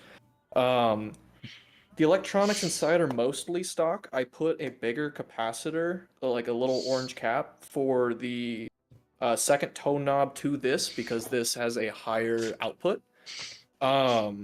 but it's pretty cool. The nice thing about this is because it's a Squire and it's a piece of shit, this switch only affects these two in all positions except the back, which means that I can't really get a blended tone, which I've learned is kind of sick. Because up here, I have a very, like, kind of tinny, calm, like, I'll call it Radiohead-esque sound. And in the back, it is just every little bit of noise coming off these strings. Super loud, gets nothing from the front two to interrupt. It's got a completely different tone. So it's like having two guitars in one, which is awesome. That's cool. Also, it's set up perfectly. The guitar nerds will get this. That string height is immaculate, and I have no buzz. I don't know how. I suck at setting up guitars. Very cool. That's very cool. Yes. Yes. How many more? How many more do you have? I have two more. I'm not gonna Oh my show god. the- So you have 5 total? I do. That's I have well, 6. whatever. That's cool. The Ibanez is, my buddy has it right now, because it's just kind of the guitar I lend to people that are trying to learn. And then my last one is like another shitty acoustic. It was my roommate's. It's like a $100 Walmart guitar, but it plays weirdly nice, so I do play this one pretty often. In comparison, I don't play too many of these guitars that often anymore. I've been kind of a piece of shit about it. Guitar acquisition syndrome. Slowly getting better. Yeah, well, I've stopped myself from buying GoPro equipment because I don't play that much right now. Very cool. Thank you for sharing. Thank you. Yeah. Thank you. Yeah. It's who's got the exact which one do you have, Pebble? It's gonna be the Telecaster. I know it. It is. It's gonna be the Telecaster. Oh, that's a thing. That's actually a thing. Guitar acquisition syndrome, huh? Yeah. Yeah. There's one of the cats. Is there rooting for a terrible team syndrome? What is that called? It's called being a Bears fan. The acronym's I've been diarrhea. suffering through it most of my life. Yeah. But yeah. I think, was that the last guitar in here? Or not guitar, last question here? I think so. Yeah. Caitlin made a good point. I want to call out real quick. Please. She is one of the most senior people at our place of work, and she regularly has imposter syndrome. And do not let I'm missing stuff or lagging behind other people like get to you, tear you down, whatever. Right? Just not a fair comparison at all. It's only gonna hurt you. Don't let what? Can you say that again? Don't let what? Don't let the. There's my roommate. What's his name? Whoa! Who's that? My roommate. Don't want to say hi? Okay, whatever. That was awesome. He almost got by. I almost missed him. He did. Yeah. Well. Yeah. What did you say? Don't let what? It was very. Well, mute. Don't unmute me. What the fuck? Runner. We got a runner. Going, I can go back upstairs. I was like, just go. He's fine. Honestly. I love seeing it 15 seconds later in the Twitch chat on the side. Yeah. Don't let what other people know get to you in any serious way. Okay, got it. Yeah. He's going again. It's like a. He's doing My laps. God, it's a blur. Okay. So fast. I'll be there in like an hour. Yeah. But yeah, God damn. Yeah, I'm getting I hear you. That makes sense. No, it does. Yeah. It does. You can't. You like if you want to compare people to, like, help motivate you. Yes, but you can't let it. You can't let it beat you down. You can't let it. You can't let it. I don't know what I'm trying to say. Like you're really comparing yourself. You're really like working and racing against yourself. Wait, is that the moonwalk? Is that a moonwalk? Nori asked for him to moonwalk across the. Very cool. Yep, good advice. That's great advice. I got one more pocket rant, and then I swear to God I will stop yapping. Okay, you're fine. All right. Because we got to wrap this up is- soon anyways, but go ahead. Okay. I'll try and make it quick. No. It's a little bit multifaceted, a little bit just because I want to talk about it because it's been a kick that I've been on for a while, but because I also know that a lot of just in our industry, but also people in this chat are a little neurodivergent, right? We got a lot of ADHD, a little touch of autism, some anxiety, like not the best functioning brains that like to get into hacking stuff as a whole, right? We get a little hyperfixated. We really like our one topics, that kind of thing. Two major kind of things with this. The thing I said earlier about chasing the dopamine, right? It's very impactful. If you're interested in something, ride that hyperfixation out, right? Just go for it. It's gonna benefit you, even if it's not super useful. Caveat of that, there's a lot of really cheap and easy dopamine, right? And this is coming like I got my experience in this, right? Drinking, drugs, TikTok, fucking social media, Yeah. YouTube It Shorts, is. all It those is. things. Yeah. There's drugs, and But then yeah, it is a drug. Yeah. I mean, it's all this. I'm not talking shit on like doing Right. or not doing. Live your life, do whatever, stay healthy where you can. My point with this is though, the one thing that I've really had to force myself to do is, while chase the dopamine, I think is really good in theory for a lot of things. It also leads into like this mindless consumerism that I think is really prevalent with people with ADHD. Because every time we have a hobby, I mean, you can see behind me, right? I got my 3D printer. There's like 2 boxes of security cameras. Got a random 80s stereo, Lego plants. I just showed you my guitars. Yep. All of these things. Oh no. Nori. All of these. All of these things. You can't pick up. You can't pick up a cat and not tell us the name. Zoogs, and then you can get back to ranting. This is Squid William Fancy Pants. He was named that because when I got him, his name was Usher, and I thought that was stupid. He has never had a thought in his pretty little life. He also just doesn't really care what you do. He's just happy to be there. Wow. I wouldn't know. He's just kind of hanging out. This is just the vibes. I want a cat like that. You do and you don't. It's nice to have a cat that just doesn't really care, but at the same time, they're still cats, so they're still kind of shitheads, and he doesn't get scared of anything. And that's kind of a problem when I need him to be scared of something. Okay, that makes sense. This one makes me more angry than the other one, but like stuff like this is kind of cool to do because he just doesn't care. Like he's purring right now. I don't think chat can hear it, but he is like totally fine with what's going on. Yeah, I'm exiting this way, Dad. Yeah, he chose which way he was going. And the funny thing is he will be back underneath my desk in about 45 seconds. And he's back. He did not leave. Nice. So anyway, all right, sorry, I interrupted the rant. It's okay. I picked up the cat. I did this to myself. It's easy for us to just pop up on Amazon and go buy the things and go do this and detract from the thing that might be more beneficial to us. Yes, having hobbies is really good. And I think for people with ADHD, it's one of the places that we can shine, and that in a normal context, I don't think people can, in our varied interest, in the fact that we can go and pick up things really quickly because we have this like dedicated hyper focus to it, right? ADHD, to really simplify, it's not an attention deficit disorder, it's a dopamine deficiency, right? And so the things that give us dopamine are like it's our hobbies, it's cheap sources, it's stimulation, right? Because we don't have that baseline that other people do. That leads you into a lot of pitfalls, right? It's great to go chase the dopamine, but if you have this kind of drive and purpose to it, it's easy to get sidetracked by that too. And I think with, like social, I really don't want to do like the whole get off social media, it's terrible for you thing. But I think for people with ADHD, it is actually like one of the worst things you can do.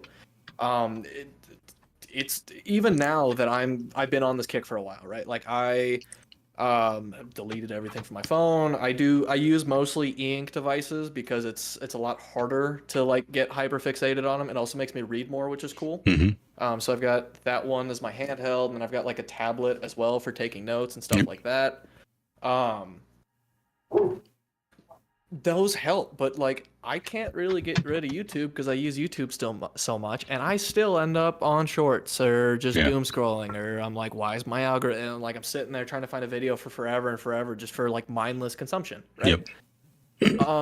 And it's hard to break away from that, but it's really important.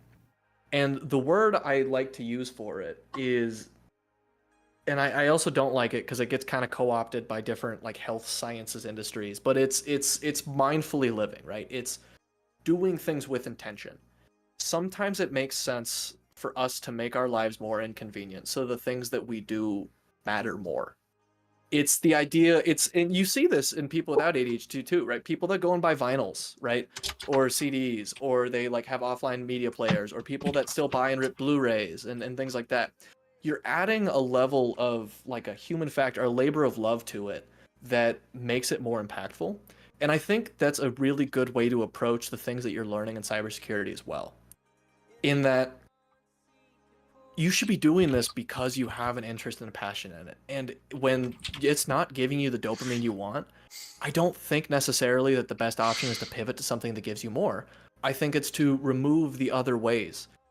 It's hard for people without ADHD or neurodivergency to be bored nowadays. And it is a skill to learn how to be bored. And it's really important to learn that skill again, because it honestly helps you reclaim a good chunk of your life. And I think this is more prevalent for younger people, right? I'm 23, I was born in 2001. I lived a good chunk of my life without like immediate access to tech, but my entire like teenage years to high school, right? We have iPhones, we have smartphones, we got social medias, right? Instagram, TikTok, Vine, whatever, right? And so a good chunk of my life was spent like that. And I think that the younger you go, it's only harder and harder to be able to remove yourself from that. This has been something I've been working on actively since like October. It was right around the time I started this new job, because I was like, I'm not doing offensive security anymore. And on top of this job, I'm also doing a lot of different shit on the side. And so if I'm gonna like be able to learn anything and get to this place I want to go, I have to make sacrifices and prioritize. And I'm not gonna sacrifice fitness again, because while it does probably take up the most amount of my time outside of work, it also helps a lot when I'm studying. Like being physically fit and like being generally healthy has huge impacts on your focus and huge impacts on like your mental retention and just how well you're able to process things. And that's why it is honestly really important to prioritize that and to focus on that, even if you're detracting from some of these other things that you might think are more important in the short term, right? I could easily say, I'm not going to go to the gym anymore. I'm going to do home workouts during my day, whatever, right? And I could be kind of fit from doing that, you know, like it'd be less effective. And I'm only going to work on my OSCP.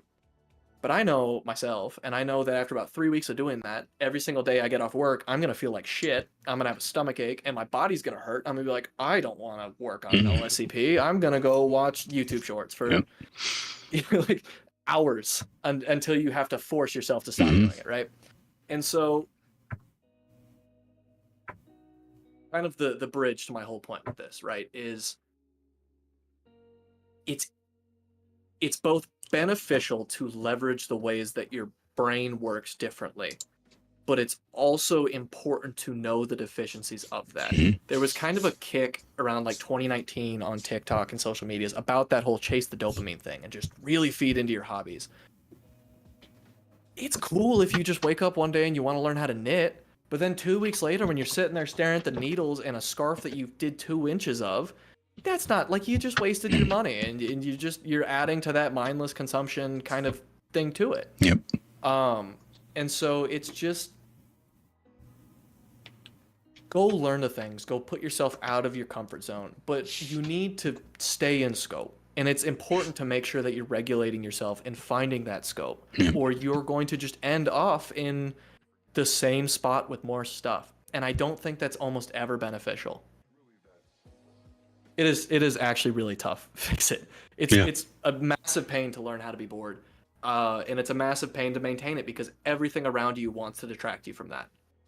everything around you wants to captivate your attention because the system we live in, your attention is profit, right? You are the product. We talk about privacy on the stream a lot, right? Theo talks about it all the time. It's how the internet works. Fundamentally, the internet runs off ads. All media consumption runs off advertisements because captivating your attention matters, right? In the end of the day, advertisements are effective. It's the way of all things. But before, when it was on the TV and cable, you could go to the bathroom and work on some food and come back by the time the commercial's over. It just doesn't work like that anymore. The device, and I'm going to jump into it, but the devices are designed to keep you engaged, and now more than ever, TikTok X has got my number. They do. And I have to also like put it down, turn it off, purposefully put it away, or I could be there all day. Yeah. Yeah.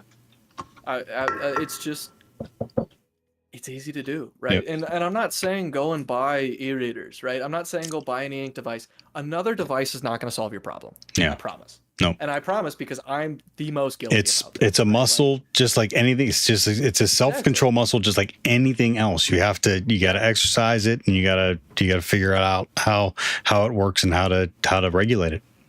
Yeah. Period. And it's important to stay regulating that. And I think that and here's my tie-in on why this matters to cybersecurity.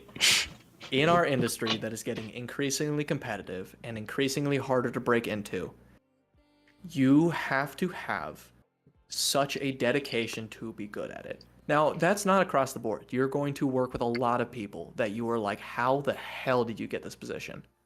Like, how do you, there's people I work with that I swear to God, I could give a square peg in a round hole and it would take up their week. Okay. and I'm not saying this as like, I'm some kind of genius whiz kid. I'm not, right? I know what I'm doing in my career because I worked at it, but it's not like I woke up one day and I'm like, I'm locked in. I'm Elliot Alderson, right? I am Mr. Robot. I got this. It's something I worked at, and it's something that I had to keep interest in. And I still battle with, like, especially lately, it's so hard to make myself do offensive security stuff. Because I don't have a profit reason for it. I don't have a financial purpose, right? Not that I think everything should be about finances, but in the end of the day, right? I'm not gonna harp on you about like wanting to go make money. Right. It's something important. You need it to survive. Mm-hmm. Is my audio still coming through good? Yeah, I believe so. Okay. My monitor just dipped and came back. Yep, I got you. Arch things. But I think that you'll actually find more of the kind of tech minimalist people are people that are in tech because of this reason. It's become a pretty large push with like kids in CS in college right now. That's actually where I kind of heard about it originally and like started to deep dive on it. And then, the irony in it is like, well, I'm just watching videos on tech minimalism, and like getting devices and doing that. So there's no clear path to any of this, right? And I am not your psychologist. I'm not your therapist. I'm not going to tell you this is what you need to do to get right. I'm only speaking from my experience as someone who's pretty young in a senior role. I have like a couple years left of being the youngest person at every job I work. Right? that thought isn't lost on me. That's my I'm getting old thought is I'm like, oh shit, like I've got maybe like a year or two before I'm no longer the youngest person everywhere I go. Well, at least you're shining a light on it. I'm like, you and again, I appreciate you being vulnerable and sharing this with everyone that's watching too, that these are things that you struggle with. And I think a lot of people struggle with it. So I can appreciate that. Thank you. Yeah. Fix it. I just never watched. You 14 has ADHD, 17. Yeah. I mean, it's in high school, I was glued to social media, like in my phone all the time. I mean, this is like a very recent kick that I've been on, but in high school and early, and honestly, this is on my old job. I probably wouldn't be where I am without my old job, because since I didn't have this mentality of forcing myself to be bored and prioritizing these things, I had the priority of I need to pay the bills and I need to be good at my job to a certain degree, right? So I was forced to go and learn all these things very quickly and figure out how to do these things. It's very sink or swim. I probably wouldn't be there without that. I could have been like if I had the mentality I do now, I probably could have done the same thing. But at the time when I was young, no. And I'm saying younger loosely, right? This was like a year and a half ago. But Right. when you're young, things change quickly, right? That fact isn't lost on me. And there's not really a good solution to it. I don't think that it's something as a parent either that you can really force on kids. I had pretty strict parents growing up. It definitely abated to me being a little bit more of a shitbag hacker than I could have been. So that worked out. But I think with how easy that consumption is, it has to be something that intrinsically comes from someone else. Or from yourself. Yep. I don't think that there's another way around it. Makes sense. I don't think that someone can read a book and just know how this works. It's Riley from Minus Tech Tips. That's awesome. I'll turn back on TTS here for the end, but if anyone has any questions, please rattle them off. Just write in chat. We're getting towards the end of the interview here, and I want to make sure that everyone's had a chance to ask a question or whatever that they may have. So, God, I can yap an hour 50. Why do you bring me back, man? I know. Jeez, oh man. God, I can talk. Part of it, a lot of it was just you ranting. I didn't even need a list of questions for you to answer. Yeah, it's better for the world that I don't. We'll go that. Don't worry about that NeoVim thing. We'll go back and we'll scrub that out. No one will ever hear that.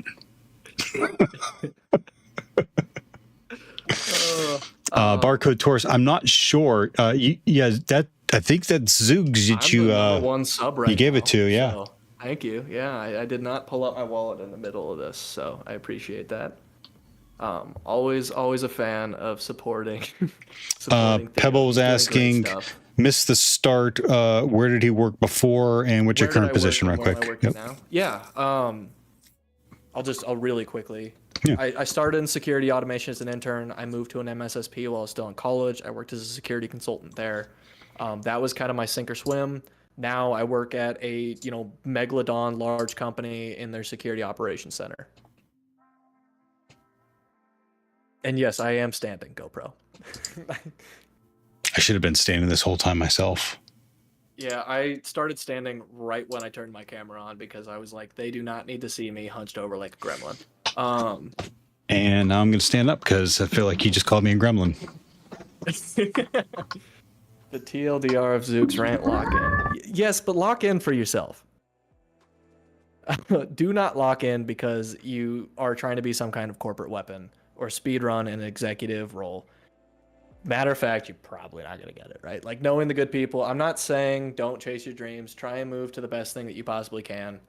But the fact of the matter is that things aren't fair, right? You can be the hardest working person ever and stay in a mid to low level position your entire life. You can also be a lazy piece of shit and have a rich parent and now own Tesla. So dude, we were so close. We were so close. We weren't that close. I have been seeding little jabs in this entire podcast. You're fine. Ragano's on the other side. He's on the other side. Across the pond, they're all wondering how come they can't see the flames from the burning landscape in America. Well, it's because we push it real deep down. We're really good at pretending like things are okay. Especially in the Midwest. It's kind of like what we're known for. Oh, they're fighting again. See? And I'm just going to ignore that. Kay wants to know your social security number, mother's maiden name, credit card numbers, CCV, and she acts like she doesn't already have all this information. I mean, like, we work at the same place. She actually probably has more access to my information than I do.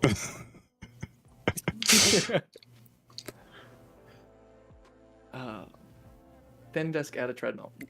Interesting thing about that. I don't know if like birds are fighting. That was loud. I tried doing the whole like walking while I work thing. It doesn't work. It's not super effective for me. Yeah, things are kind of messed up everywhere. That's the nature of the system.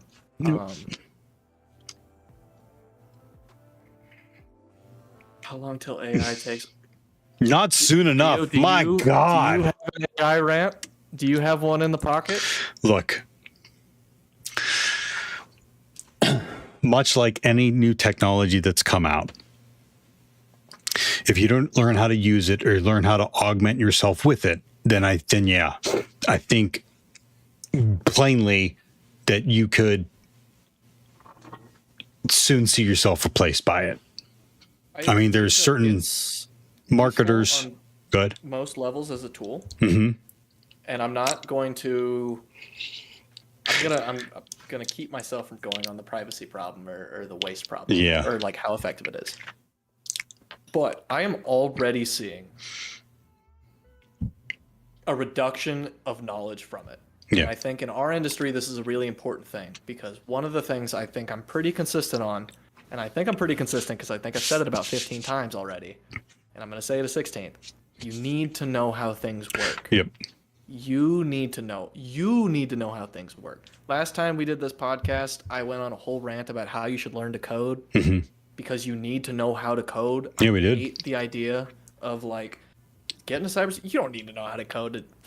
You should know. That's stupid. That's wrong. You should know because, and it's not even you should know how to code so you can go and code and automate your life. Right. You should know how to code because it is how things work. Yeah. And you don't need to know, like, come on, like, you don't need to be so proficient at it that you have like projects, but you should know how to code.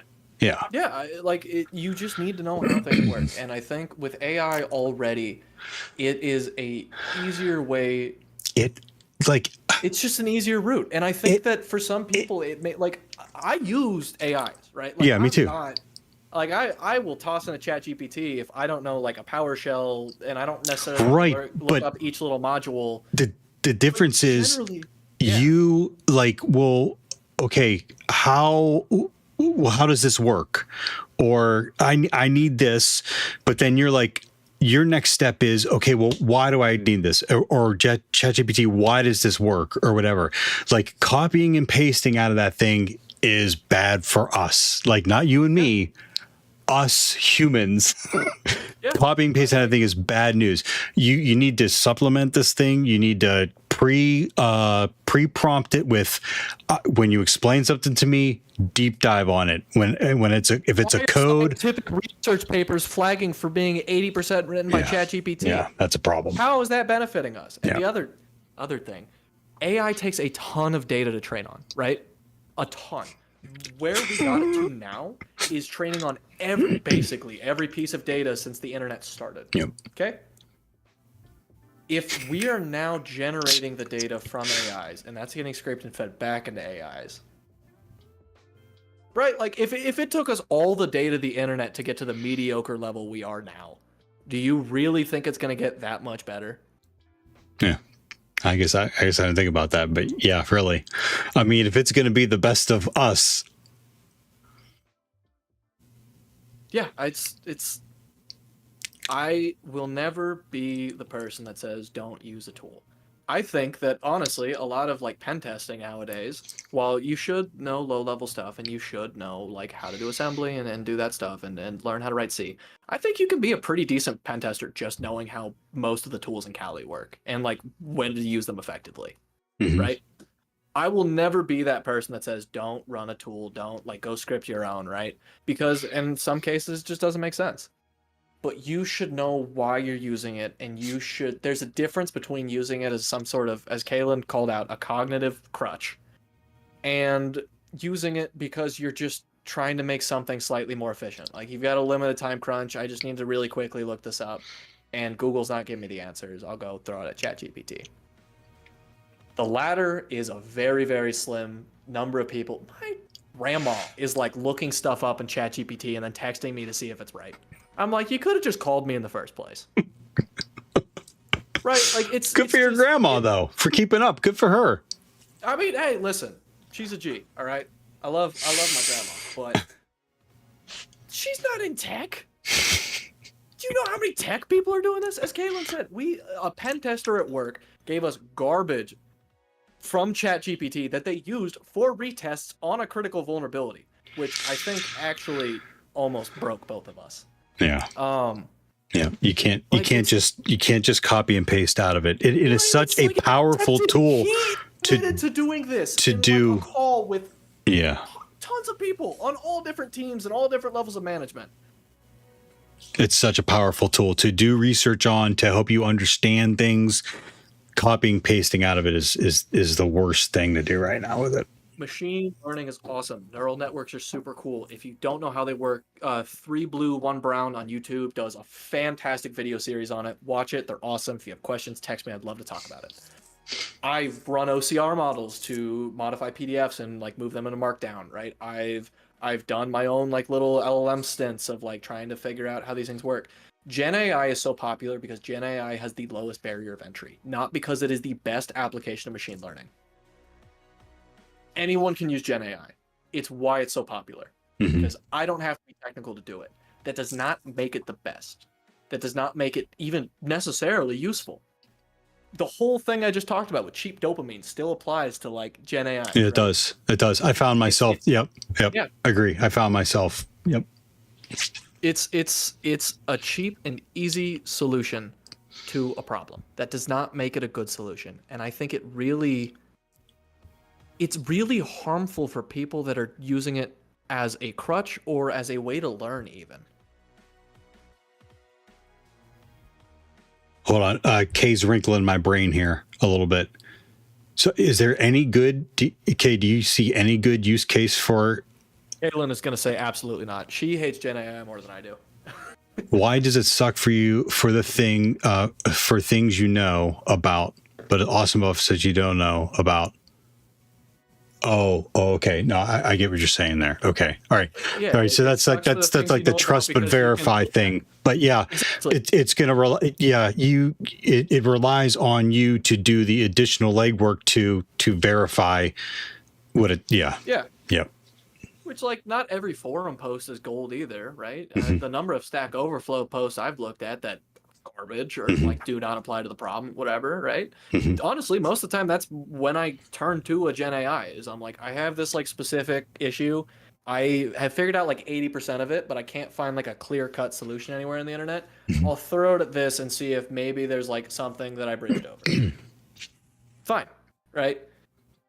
That's fine. In my opinion, that's, you know what, like that should be your use case. It should be treated with caution.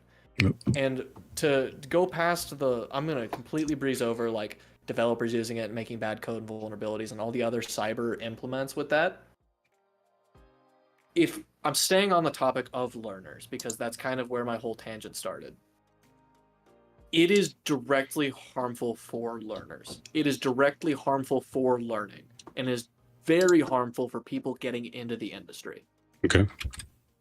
I wrote most of my papers senior year using ChatGPT because I was lazy and working a full-time job at an MSSP, right? I use this, but I don't know what most of those papers were about, right? I am like clear cut. I wish I knew what I wrote about how biometrics sucked when I wrote that paper, right? Like, I really don't. I took the information, I put it in ChatGPT, and I figured out a way to get past the AI detectors because shit had to get done. That was harmful for me as a learner, right? This is a direct case where I can admit that I should have went and learned those things. It was not beneficial for me to do that. Yep. I struggle with the same thing. And I find myself pulling, and not verifying the information that I get out of it. So I agree 100%. Yeah. There's my Gen AI rant, all right, learning rant, and 2,000 other things. I have so many more tangents to go on. Well, then that's going to be for another time, man. We're going to have to do this again. Yeah. Yes. Well, Zoogs, I appreciate you sticking around and chit chatting with me, and again being vulnerable and talking about things that are hard and talking things about yourself too. I appreciate you. Appreciate all that. Thank you. I don't see any other questions. I mean, this is your last chance here, and then I think Zoogs got to get going anyways. But it's poll day. I got to go hit back. Get it to it, boys. Yes. Yeah. I'm working on it too. Hell yeah. We love to see it. Yep. Stay healthy. Get fit, guys. It's gonna benefit you in the long run. Do mobility stuff on a fitness tangent. Yeah, no. Bodybuilding sucks. Agreed. I power lifted. It's really cool. It is honestly the coolest thing to do ever. Do mobility. Mobility. Do your cardio. Yep. Stretch. It is the best. Speaking as an long-term thing you old could ever person, do.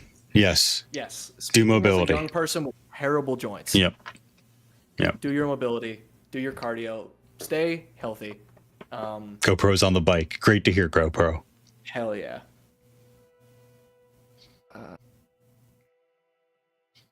I think that's it. Anyone Yep. got any last second things for me to rant about, or I will get off my soapbox and give the poor old man a break. I know. I'm hungry, man. God. My stomach's folding on itself here. All right, Zoogs. Well, I'll let you go. Thank you again kindly. And yeah, absolutely. We got to do this again. So Playing golf doesn't count. Golf courses are a waste of resources. Okay. Bye, guys. all right, Thank good you talk. for everything. See you, man. Thank you, Zoogs. Yep. Spectacular. Great conversation. Awesome. Love the honesty, the open, honest communication from that guy. Appreciate the, again, being vulnerable, being open and honest about what's going on with them, and great conversation all around about, there's so many good gems in there. Really excellent talk.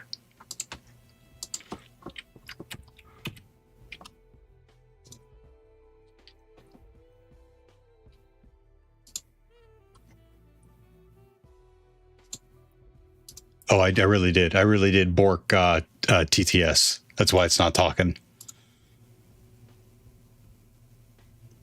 Yep, crashed it. Broke it good. And thank you all. Thank you all for hanging out with me and doing this. There's a lot going on. There's a lot going on for me right now. To Channel Theo. I'm going to take a look at the schedule and see if I can commit to something. I started exercising more, so that occupied me. I've really been trying to focus on OSCP, and it was hard to do that with streaming. John says Neovamisfist But I says, think IRL you workout streams. you don't want to see IRL workout streams. Zeus says- It is Tie off for listening to my unhinged rants. absolutely like horrible to watch me writhing in pain on the ground. That's what it is. Not Richie says. That's what I'm doing now. In Discord. Are you really? Thank you. But I'm gonna look at the schedule. Maybe you do like Make it pie to VL fail. one or two. No one wants. No, maybe you. No one wants to watch an old man like me writhing It says. in pain on the ground. IRL stream like I do lol. John says Neovamisfist says. Yours are Hot good. tub stream.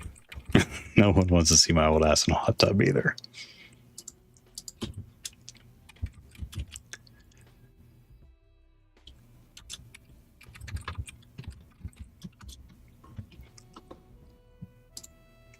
So Not Richie says. my point is I want to take a look I at can do that for myself. I have to work. I'm still working on my doughy physique. Pie to VL fail. El Rajanho says. Bathtub full of baked beans. Oh, I missed y'all. So I'm gonna take a look at the schedule and see if I can do 1 or 2 days. Still, I haven't figured it out yet, or what day. Maybe Sundays. But this was great. Great conversation. And now we're gonna find someone to raid now because I'm starving. I haven't eaten yet. Went right out of work and started doing this. Kira John Sex says on. Neovamisfist says. Kirasek. Translated read my from mind. Swahili. And Saturday, no, not this Saturday. Next Saturday, I'm doing the Hack YSU talk. The information is in the Discord. Yes, Do your pull-ups. It'll be They at are 2 one of the best o'clock. and most efficient Please, back please, workouts. please, please Reginald stop by Not um, all. Zoogs the says. the Twitch If you channel can't do next pull-ups, Saturday. do assisted pull-ups. Yep. Please stop by next week. The time is in the Discord. It's Discord time, so it adjusts to when your time zone. If you're in the Fix It States, says. 2 o'clock Eastern Good time. night, everybody. Yep. 1:15 a.m. and work tomorrow. Hi. Oh my God. Barcode Fix it. Taurus Go to says. bed. Much love, Theo. Less than 3. Barcode Taurus, not a problem. Thank you. Please, please, please. Next week, Saturday, 2 p.m. Eastern. That's when I'm going to be Hi, doing the Lamont talk. says. There's going to be a Always whole fun, crowd Theo. there for you Let's catch up to soon. Barcode eviscerate Taurus me says. to. A pleasure Please. as well. If you don't even come for the talk, even if you just come to like to just talk trash to me, that's fine. That'd be fine. Kitty says. 1 p.m. Eastern, 2 p.m. Western, 3 p.m. Northern, 4 p.m. Southern, Thank you, 5 Nori. p.m. Middle, and 6 p.m. Canadian, 7 p.m. North Polian. Fix It says. For sure, we'll support you. El Rajanho says. Wait, what date is that? 22nd. Have a great rest of your day. Don't forget to stay 22nd. hydrated and take care of yourself. Sarah Bo loves Sarah Bo arrive. Thank you for the raid messages, Spectre. We're gonna raid Kirasek on the Trihack OSCP grind. John says. Neovimisbist says.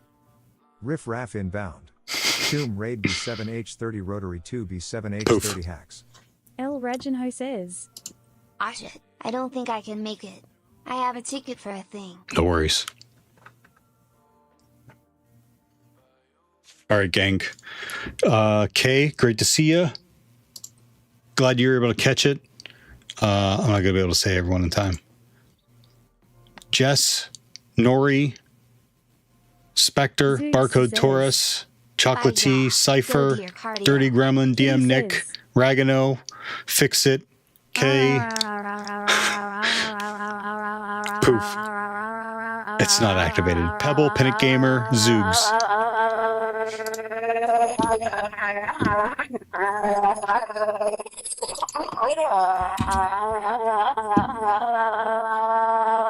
That'll do.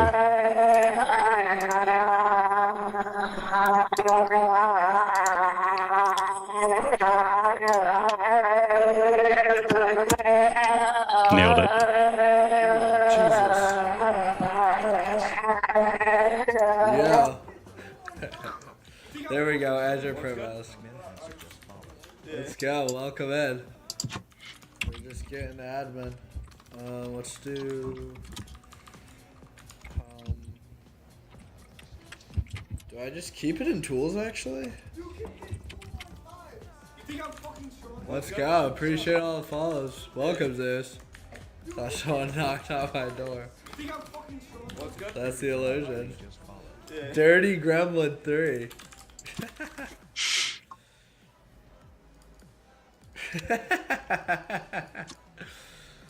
What up? We did a lot of silly stuff today too, especially rigging the light bulb to a webhook. So if you do !color in the Twitch chat.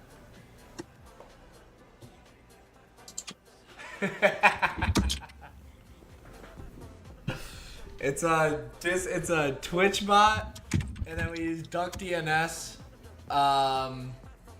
running on the Raspberry Pi, and then just a Twitch bot. Nori, I turned it off. What are you doing? Now you pointing that there's people on YouTube. Hello, YouTube peoples. You with stupid? Are you flirting with me? I have it right here.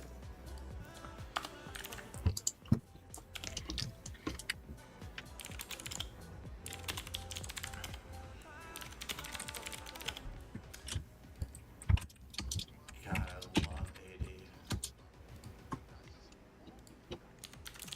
Ooh.